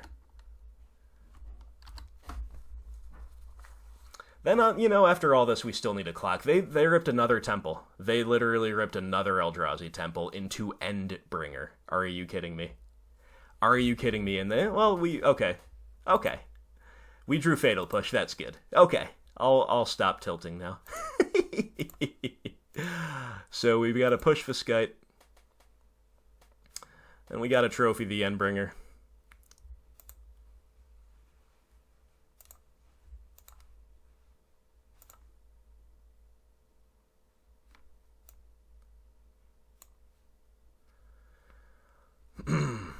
Let's think about this. How good is Unearthing Fulminator is just really good still. Like, the other option is to field and then trophy.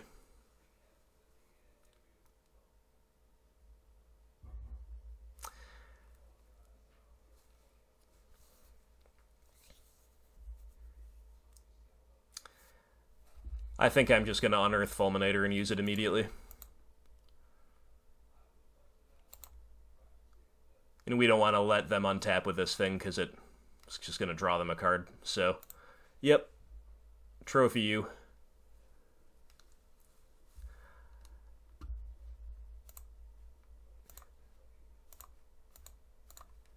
This could have lined up to be so much more backbreaking if we just kind of curved out more cleanly. We could have been, like, draw-stepping these fields and all kinds of things like that.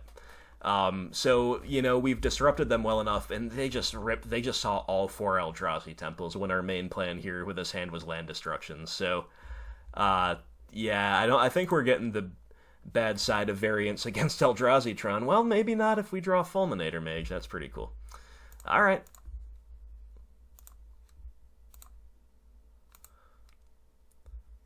Might only play 2 waste in the deck. Maybe we saw that, I don't remember.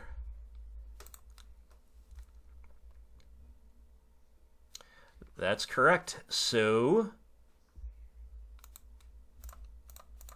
I guess by definition, if they find another land, we can blow it up with Fulminator, so we're not worried about them getting the Ballista too big, like them growing it and then pinging our Fulminator for no value on our end. Well, unless they draw another Mind Stone, then they can do it next turn. Oh, they've exposed the mine anyway. Okay.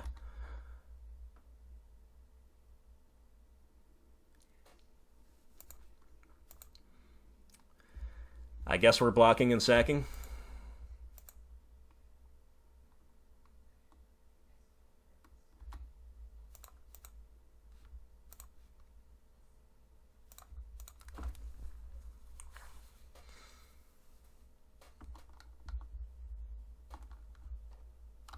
Alright, I mean, we're totally dependent on the top of the deck now, but pretty free to attack with the Quagmire, even though it's kind of bad to trade with the Ballista. Like, we'd rather them do that now before they put another counter on it, especially because we drew Treetop Village.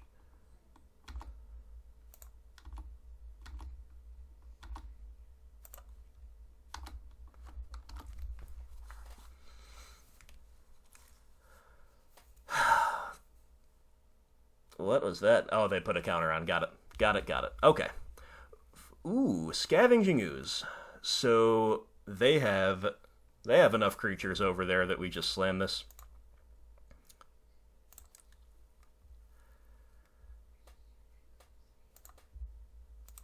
Grow it up out of Ballista range in the main phase. And I don't think Skooz is generally all that great in this matchup, but it was a decent draw here.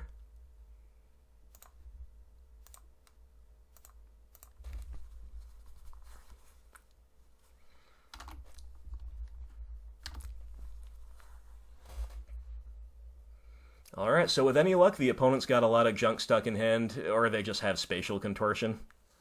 Wow. Wow, that's a bit of a tilt. Lily of the Veil? Pretty good draw, but we cannot afford to tick her down, because then she just trades with a 1/1 Ballista. I think it's better to use her to get those last cards out of their hand. Good draw.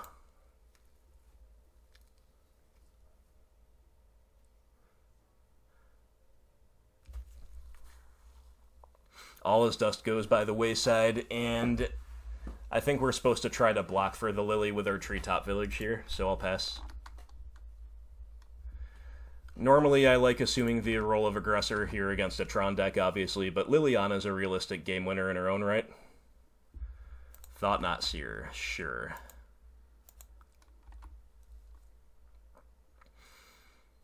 This is a card we can beat. We really hope to draw some action here, though.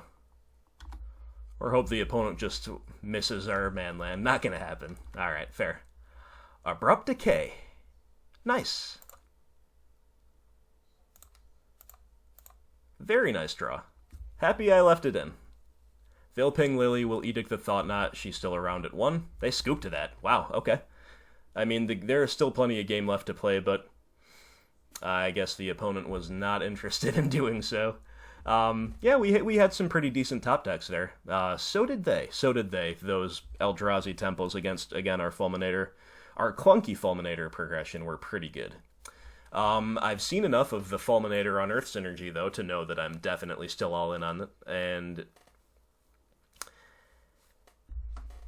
is there anything at all that I think should be in? Just like maybe another an Inquisition, but again, if we consider this like a mid-range matchup to some degree, we're already leaving in 3 discard, which is 3 more than I leave against a real mid-range mirror. And most of our cards in the deck are pretty good. Like, you could maybe say a Decay is not the best, but we've been leveraging them well. You could say Plague Engineer's medium, which is fair, but like, in a lot of situations, that Death Touch is going to be really relevant, so I like it. Let's run it on back. And let's get our revenge on Eldrazi Tron. It's been 2 close matches either way, no matter how this one ends up. But we want our revenge. Right? Oh, boy. What do we think about this hand? This hand is amazing, except for the clunky mana and the fact that there's no 3rd land. But we're on the draw. We're getting a little bit punished by our mana base this league. I think I'm due to, like, naturally draw out of it. And it's such a value-based matchup, I'd hate to mull. So I'm going to keep it.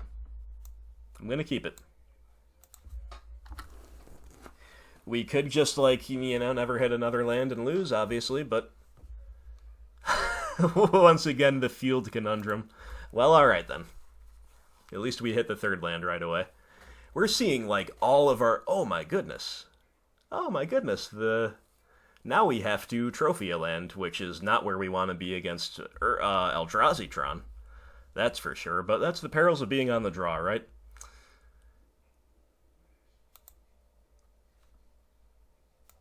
Yeah, I mean, we're not going to let them have Tron, so I guess this is the play.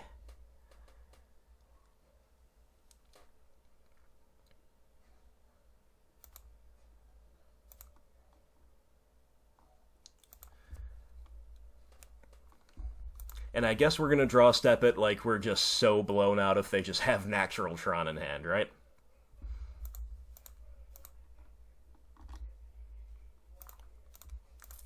Alright, crossing our fingers. Obviously, this gives them perfect information with which to utilize the map. And, it might have been correct to upkeep it for that reason. But we're pretty unfortunate if they just have, like, turn 3 Tron with redundancy in any way, shape, or form. So they go get the mine, which is the one that we hit. They play it. They play a 1/1 Ballista, sure. It's Fulminator time. And we're just going to continue attacking the mine.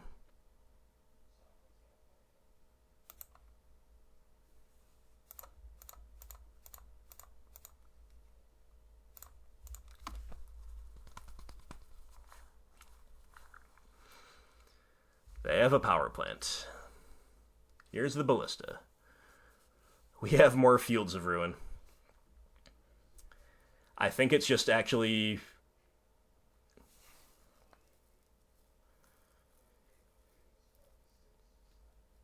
I think it's a draw step field because we know they're only on 2 basics. We could main phase field, but then we're playing Bob, which just trades with Ballista, so... all these fields is looking pretty sweet.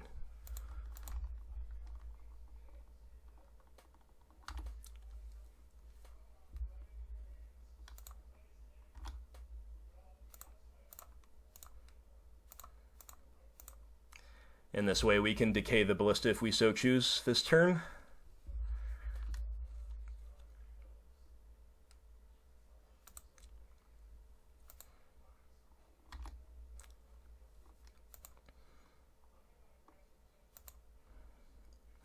Thought not. So they're obviously going to take Tracker. I'm going to decay the Ballista.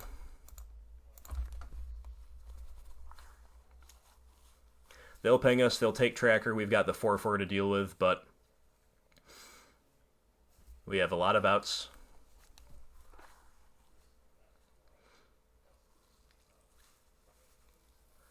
And, like, the floor for our turn next turn is going to be to use our field to Stone Rain them and then play a Bob, which is pretty good.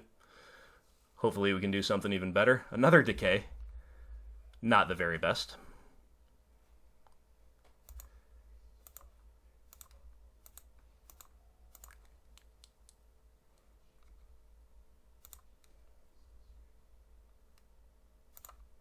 Might as well not expose our 3rd field quite yet, so we'll play out this tomb. Okay, our position is... they just keep making all the land drops, though. And a Dismember. Oh, boy. Okay, our position's not that good anymore. I thought it was. Yeah, we got a lot of good draws. Damnation. Surgical Extraction. I don't know how good that is, but alright. So, once again, we're just Stone Raining with our field, for sure. And then I think we have to sit behind Hissing Quagmire. Obviously, we can decay. I don't want to fire off a blind Surgical. This is why I only brought one of these in. It's of questionable value at stages of the game like this. Would so much rather have most spells. Ooh, boy, Ghost Quarter? Okay.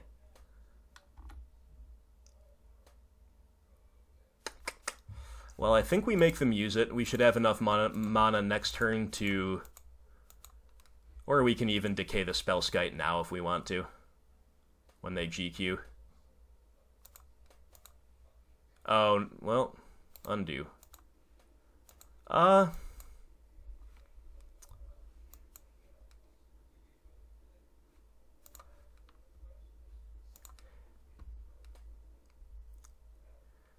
Yeah, I guess we're going to decay the Skite.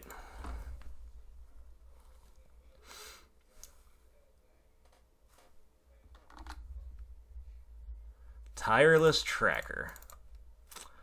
It's action. It's action. But it's not a very good draw. Alright, come on, deck. You can do it. Tarmogoyf? I'm going to play it.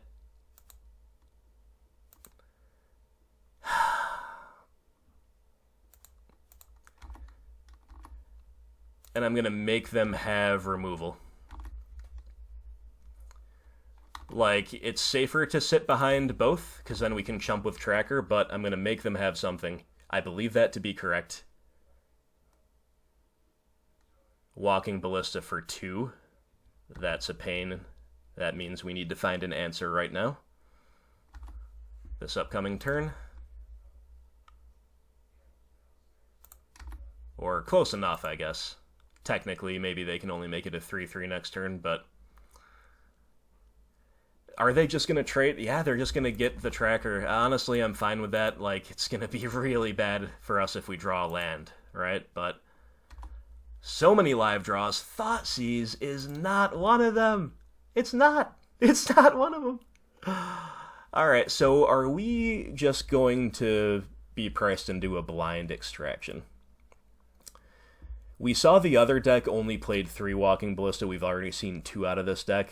There's, like, no other good targets besides Dismember, which I don't think we can extract Dismembers. I think we've just got to make them have it, so we'll pass. Another Thought-Knot Seer. Okay, Maelstrom Pulse, you are our only hope. There goes Surgical. Thoughtseize is pretty dead, I imagine. Oh no, they take the Thoughtseize. Well, that's scary. We draw Bob. Come on, deck. Come on. Well, we can play him.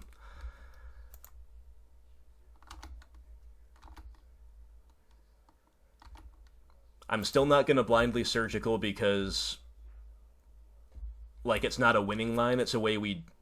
Okay, well, we're just dead. Maybe we should have Surgical Dismembers, but obviously that's a pretty loose play. They probably only play 2, you know, maybe 3, but once again, Eldrazi Tron. Just, like, kind of, you know, not cheesing us out of the game. Like, it's kind of a combination of some elements of cheesing us out of the game, and our deck just kind of flopping at the crucial times. But those were really interesting games. Obviously, that's a beatable matchup, but I wouldn't say it's an easy one for us, and they've got us twice today, so yeah, little tough, but we're still in it. We're still having a good league, a good time. The opponent will mull, and we've lost all 5 die rolls, so let's keep this. It is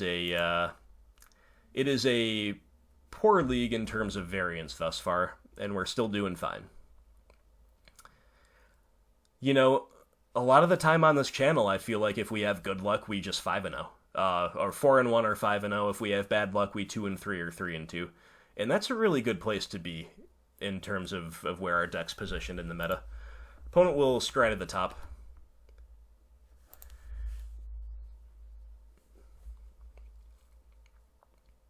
And we're playing for the 3-2, playing to cash the league, earn a chest, break slightly ahead of even here, and get a positive record. Mutavault. Okay, turn 1 Mutavault pass. I guess I'm on the radar for Merfolk. So, even though against so many decks, Hissing Quagmire is the correct play here. If it's Merfolk, and if they have a Spreading Seas, I'll really regret running out the Quagmire. But they mulliganed. We can still make double black and also black green even if they have 1 Spreading Seas. So it's probably correct to play Quagmire, but let it be known that I almost played around the Spreading Seas. If they have it, that's gonna tilt me. It's, you know, quite possibly not even Merfolk. Yeah, it's not even Merfolk. It's a Copperline and Gorge deck. Alright.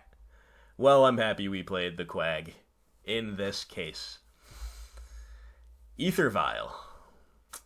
I don't know what deck plays Copperline, Gorge, and Aether Vial. I really don't. We could be in brew territory, my friends, but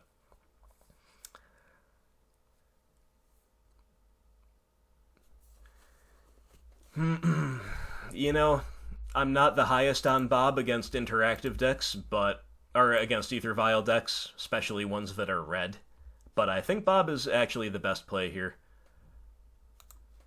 because Goyf cannot survive a lightning bolt, and they're representing that. Again, not a good card alongside Ether Vial most of the time, but you know, it's too early to run out the Skoos.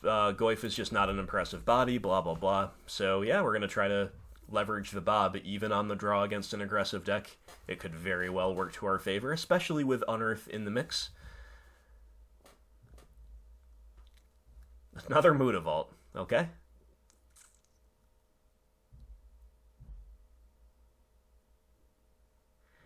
Predatory Sliver! We're facing against Modern Slivers. Okay. Well, well, well. Fatal Push is a good draw. Liliana the Veil's another good draw, but they can actually animate Mutavault in response to the Edict. I think I would rather simply push this Sliver Lord.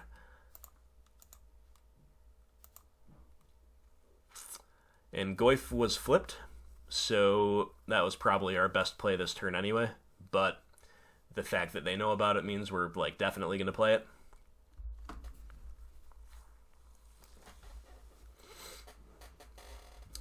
We want to do this now before they get their Vial on too, because Diffusion Sliver, even though they might not be a 5-color deck, Diffusion Sliver, I don't remember exactly what it does, but it's definitely good against spot removal. It's some kind of a tax on removal or something like that.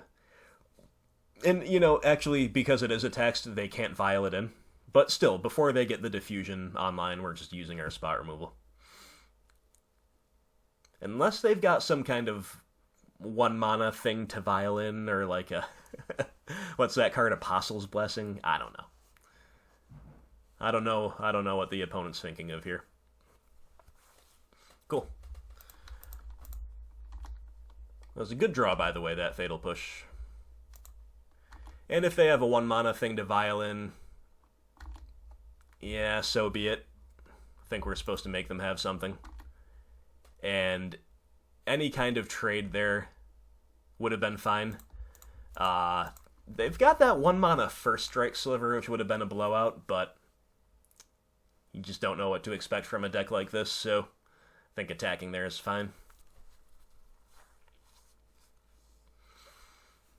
And we're a reasonable amount ahead here, but we've just got to respect their ability to aggro us out.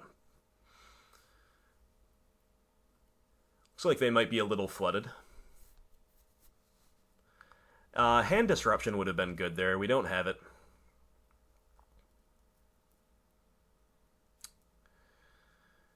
And Liliana ticking up is actually probably not the very best, because they do look like they're a little flooded, and they've got the Mutavaults to pressure her.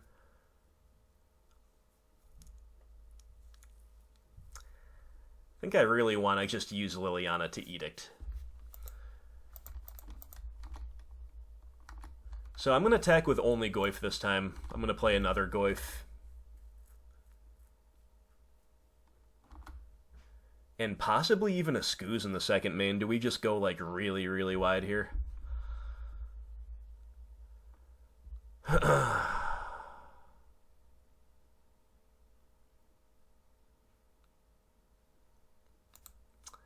Yeah, I think I like that.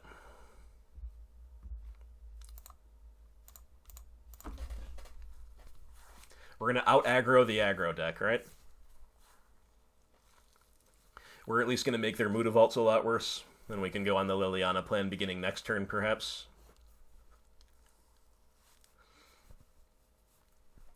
Still already ahead on cards, or I guess even now, but we've got 4 creatures to their none. And drawing 2 per turn, you know, our position's great. We just need to not let the game slip away. Alright. I guess we're not letting it slip away, because that's just a scoop. Okay, so, you know, all we can infer from that is red-green slivers. We can maybe infer that they're not 5-color, because I don't think 5-color is going to play Copperlion Gorges and Mutavaults.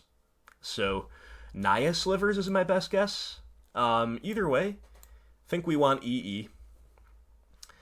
And I think we just want all of our anti-creature tech, which is all of these cards and maybe a Collective Brutality as well. Nothing else looks apparent as a side-in. Let us see. Let us see. The only reason I hesitate over Brutality is, of course, they play a million lords, and it just might not be big enough to kill things. But Spellbomb looks bad. Hey, you know, we haven't faced the graveyard decks this league, so we're a bit punished for our setup here, but we're still obviously doing fine.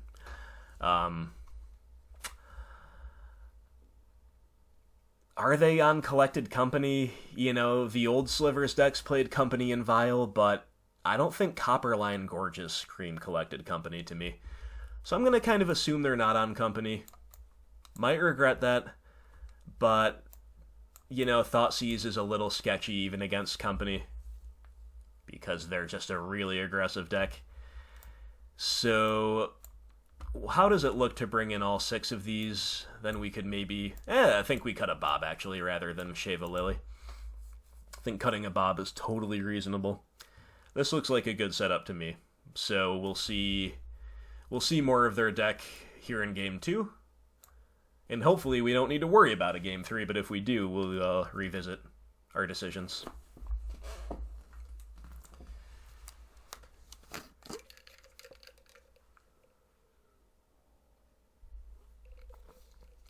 Opponent likes their 7.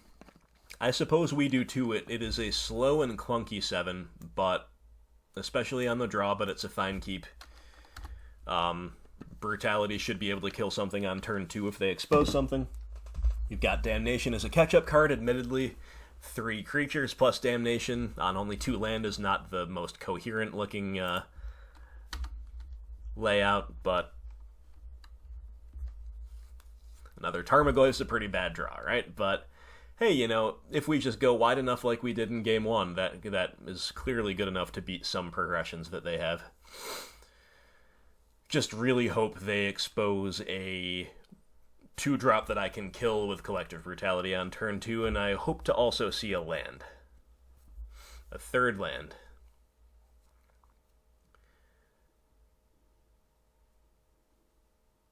Also hope the opponent takes their turn. Oh boy, oh boy, oh boy.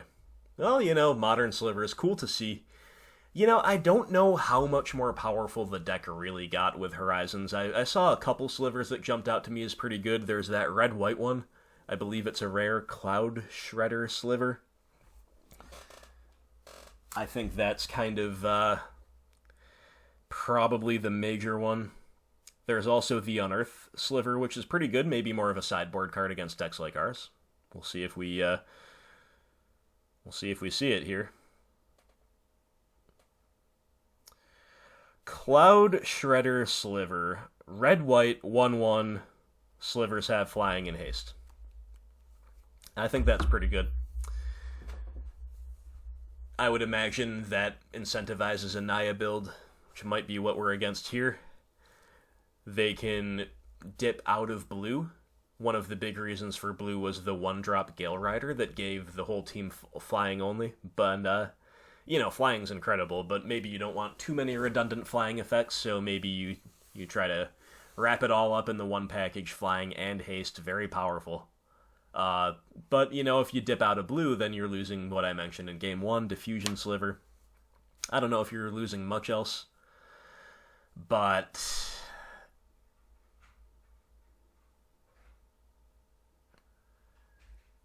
yeah, hard to say. Hard to say. And then if you're out of, if you're off of black, you're not on the new Unearth Sliver, you're not on Necrotic Sliver, you're not on the, whatever it is, Leeching Sliver that drains life whenever a Sliver attacks, or forces life loss, I guess.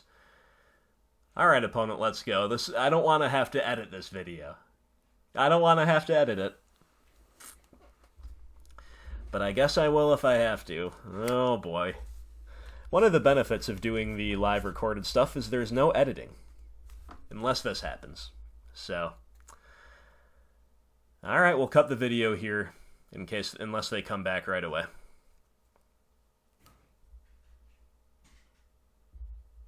Hey, they came back. Thank you. Thank you, opponent. Now let's hope there's no more AFKs. We'll get this league done and dusted.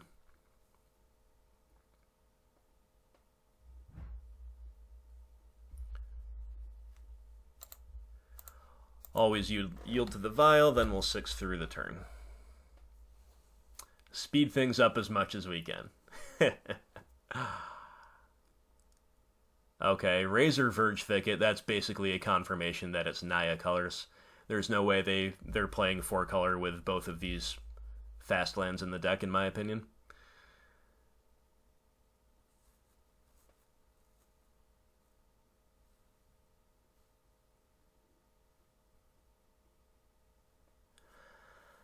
Okay. Predatory Sliver. Well, this is just what we wanted.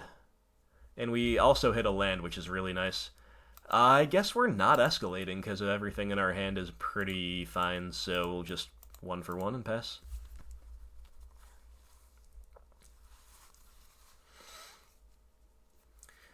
I would love to draw Liliana next turn because it's going to edict away whatever they play. It's going to maybe force them to extend into a Damnation. Obviously need the 4th land for that as well, but...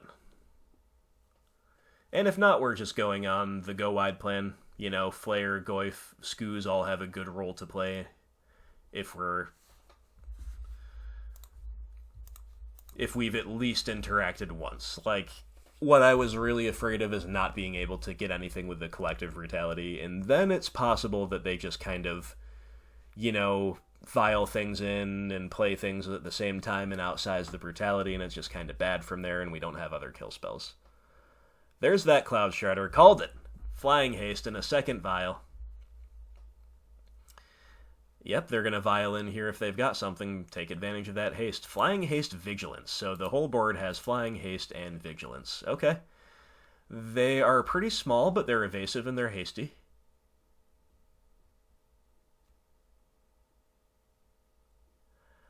Well, you know what might be our best draw is Field of Ruin. Oh, Plague Engineer!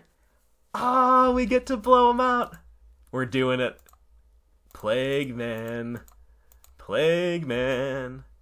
Finally see the Plague Engineer against a tribal deck. Sliver, I think, is probably the name, right? Right. Oh, it's so good. It's just so good. Oh, man. Alright, now we're obviously not on the Damnation plan anymore. We are on the Plague Engineer plan with assists from 4 creatures in hand. Even just a Skoos, you know, can become a 4/4, gain us a couple life, really good stabilizing force.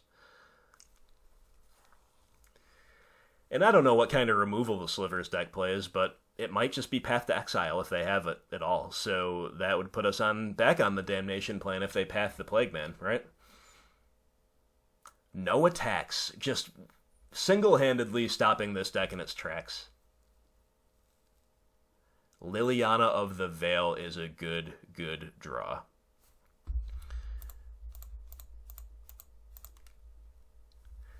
We're just going to play really conservative here. We'll Edict, we'll pass, no attacks. Plague Engineer is a really powerful hate piece at the moment.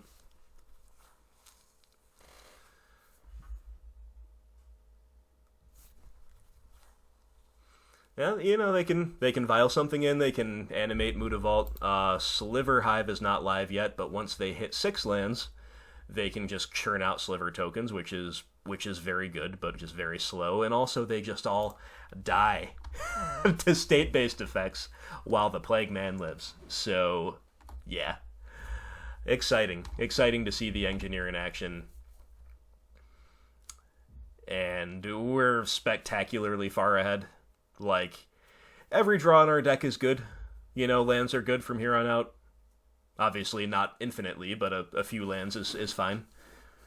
Gets us on Damnation as a failsafe. Gets us a mana sink for Ooze. Field of Ruin to kill Mutavault is good, or even to kill Sliver Hive.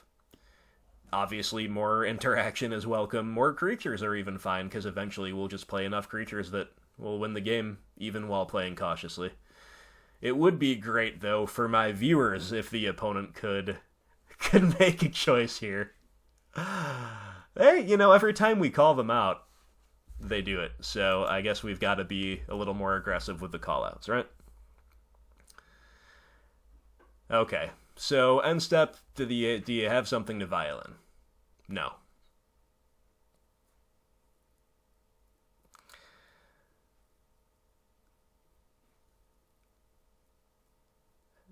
Hey, even if by some miracle they pull out this one, maybe we'll win on the clock. Maybe we'll get them on the clock. Alright, so they go to 2 and 3. Right where they want their vials to be, I'm sure. I'm still not getting the Collected Company vibe, which is obviously one of the bigger catch-up cards any tribal deck has in a situation like this. Still no Collected Company vibe.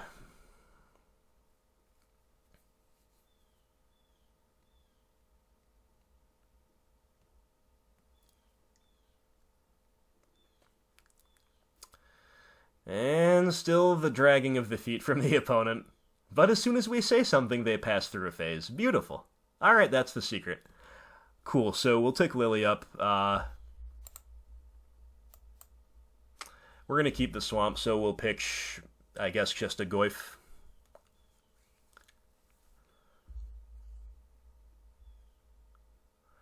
It's possible that Goyf is better than Grim Flayer, though.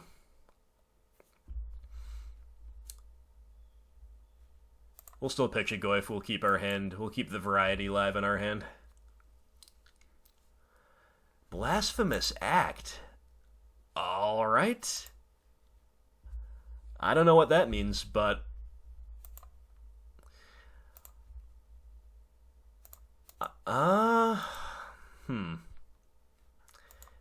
Yeah, we're gonna play the Skoos. We're just gonna lean really heavily on Skoos. We're not gonna overcommit to the board.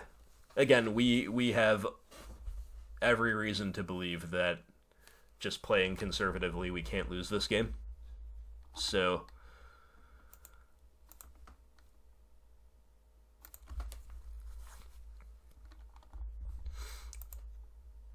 we just don't want to go too wide, because if we have to press the emergency button with Damnation, we're not losing out on all that much.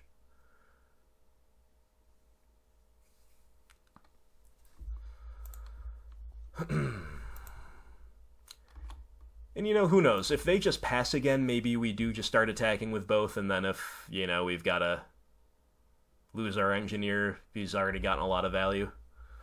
And he's got Death Touch, so he's going to take someone down with him unless they can assemble First Strike and buffs.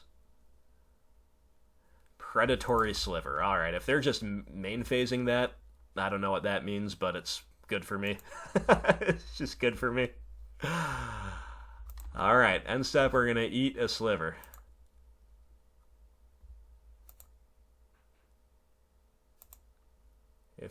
Okay, and they just scoop. Well, that was a whole lot of ado over nothing, but the power of Plague Engineer was on full display here, my friends. So, I feel very unfortunate to have come away with only a 3-2 here. Eldrazi Tron, and those were both really close matchups. We had a lot of just, repeatedly top-decking dead cards or getting cheesed out of the game there. Oh, man. This could so easily have been a 5-0. It's unbelievable, but I don't have time to cherry-pick my leagues. I'm a working father. I don't have time to play all day, so I upload almost every league I play. And hey, this was still a really successful league. It was still a 3-2. We've played 3 leagues with Horizon Tech. They've all been positive, and we saw the power of the new technology here yet again. Collector Roof continues. We're just not seeing the matchups where he shines. And hey, maybe I should have brought it in against Eldrazi Tron, but the body is so much less relevant there than it is against regular Tron. Against regular Tron, any clock is awesome. You want to smash in with your 2-2s and your 2-1s and everything else you have. Against Eldrazi, this guy just gets bullied and, is not a relevant clock. And of course, they're not as artifact dependent with the activated artifacts, because Tron has more dependent on map, even though they both play it, and it has the eggs, it has the O-Stone, it's got a lot. So, I think I'm correct to not have brought that in, but I don't think it would have changed the outcome of those games, but, you let me know. But anyway, Plague Engineer, or Collector Roof not really showing up much for us yet, but Plague Engineer has threatened to be awesome a few times so far, and there he was just absolutely awesome. That was just such a feel-good moment. And the technology of Unearth continues to really impress. We had a couple of really nice tempo-positive plays. We got to go on the Fulminator plan with Unearth assisting. We had some real nice stuff. And we had Nurturing Peatland admittedly just straight up lose us a game against Eldrazi Tron, which will almost never happen. It will almost never happen that we have a 2-lander that's a valid keep, despite both lands being peatland, and we're on the draw, and we still don't draw out of it at all. That's just really unlikely, so I wouldn't let that color your impression of it, but, it can happen. The land's been very good otherwise, though. Even this league, even when it lost us a game, and, and all that, it was still pretty nice in other spots, just keeping the train rolling, seeing more cards, keeping the velocity of the deck going. So, alright, this was our league. It was a 3-2. Again, I feel unlucky, but the positive results keep coming in, and the deck looks really strong and feels really cohesive. I'm going to keep iterating with this deck. And look, we're kind of teched out against graveyard decks. We didn't even see them this league, but we still did pretty well. The low curve seems to naturally put us in a really good position against the other low curve decks. Like, you saw how badly we crushed Slivers and Counters Company here. I don't think that's an accident. Obviously, we drew pretty well, and they're not free wins or anything, but, like, the leaner, meaner build, looking pretty promising all around. So, as always, my friends, let me know what you think. Let me know what your thoughts are on the games, on the matchups, on the lines, on the sideboarding, and on the list in general. I think that we're onto something with this, but other people are doing other things. People are high on Hex Drinker. We will have to see. But thank you once again to our brand new Patreon supporter, Brent McKay. And thank you all out there so much for watching. If you are enjoying this content, please remember to subscribe to the YouTube channel. We're closing in on 1,000 subs. Would really love it if we could hit that mark sooner than later. And remember also to investigate Patreon. That is the very best way to support this content. The more support I get, the more of it I can produce. So thanks again. I look forward to hearing from you, and stay tuned to this channel, because this is all we're doing for the near future, is playing Green Blackrock. So hope you enjoyed it, and I hope you have a great day. Talk to you soon.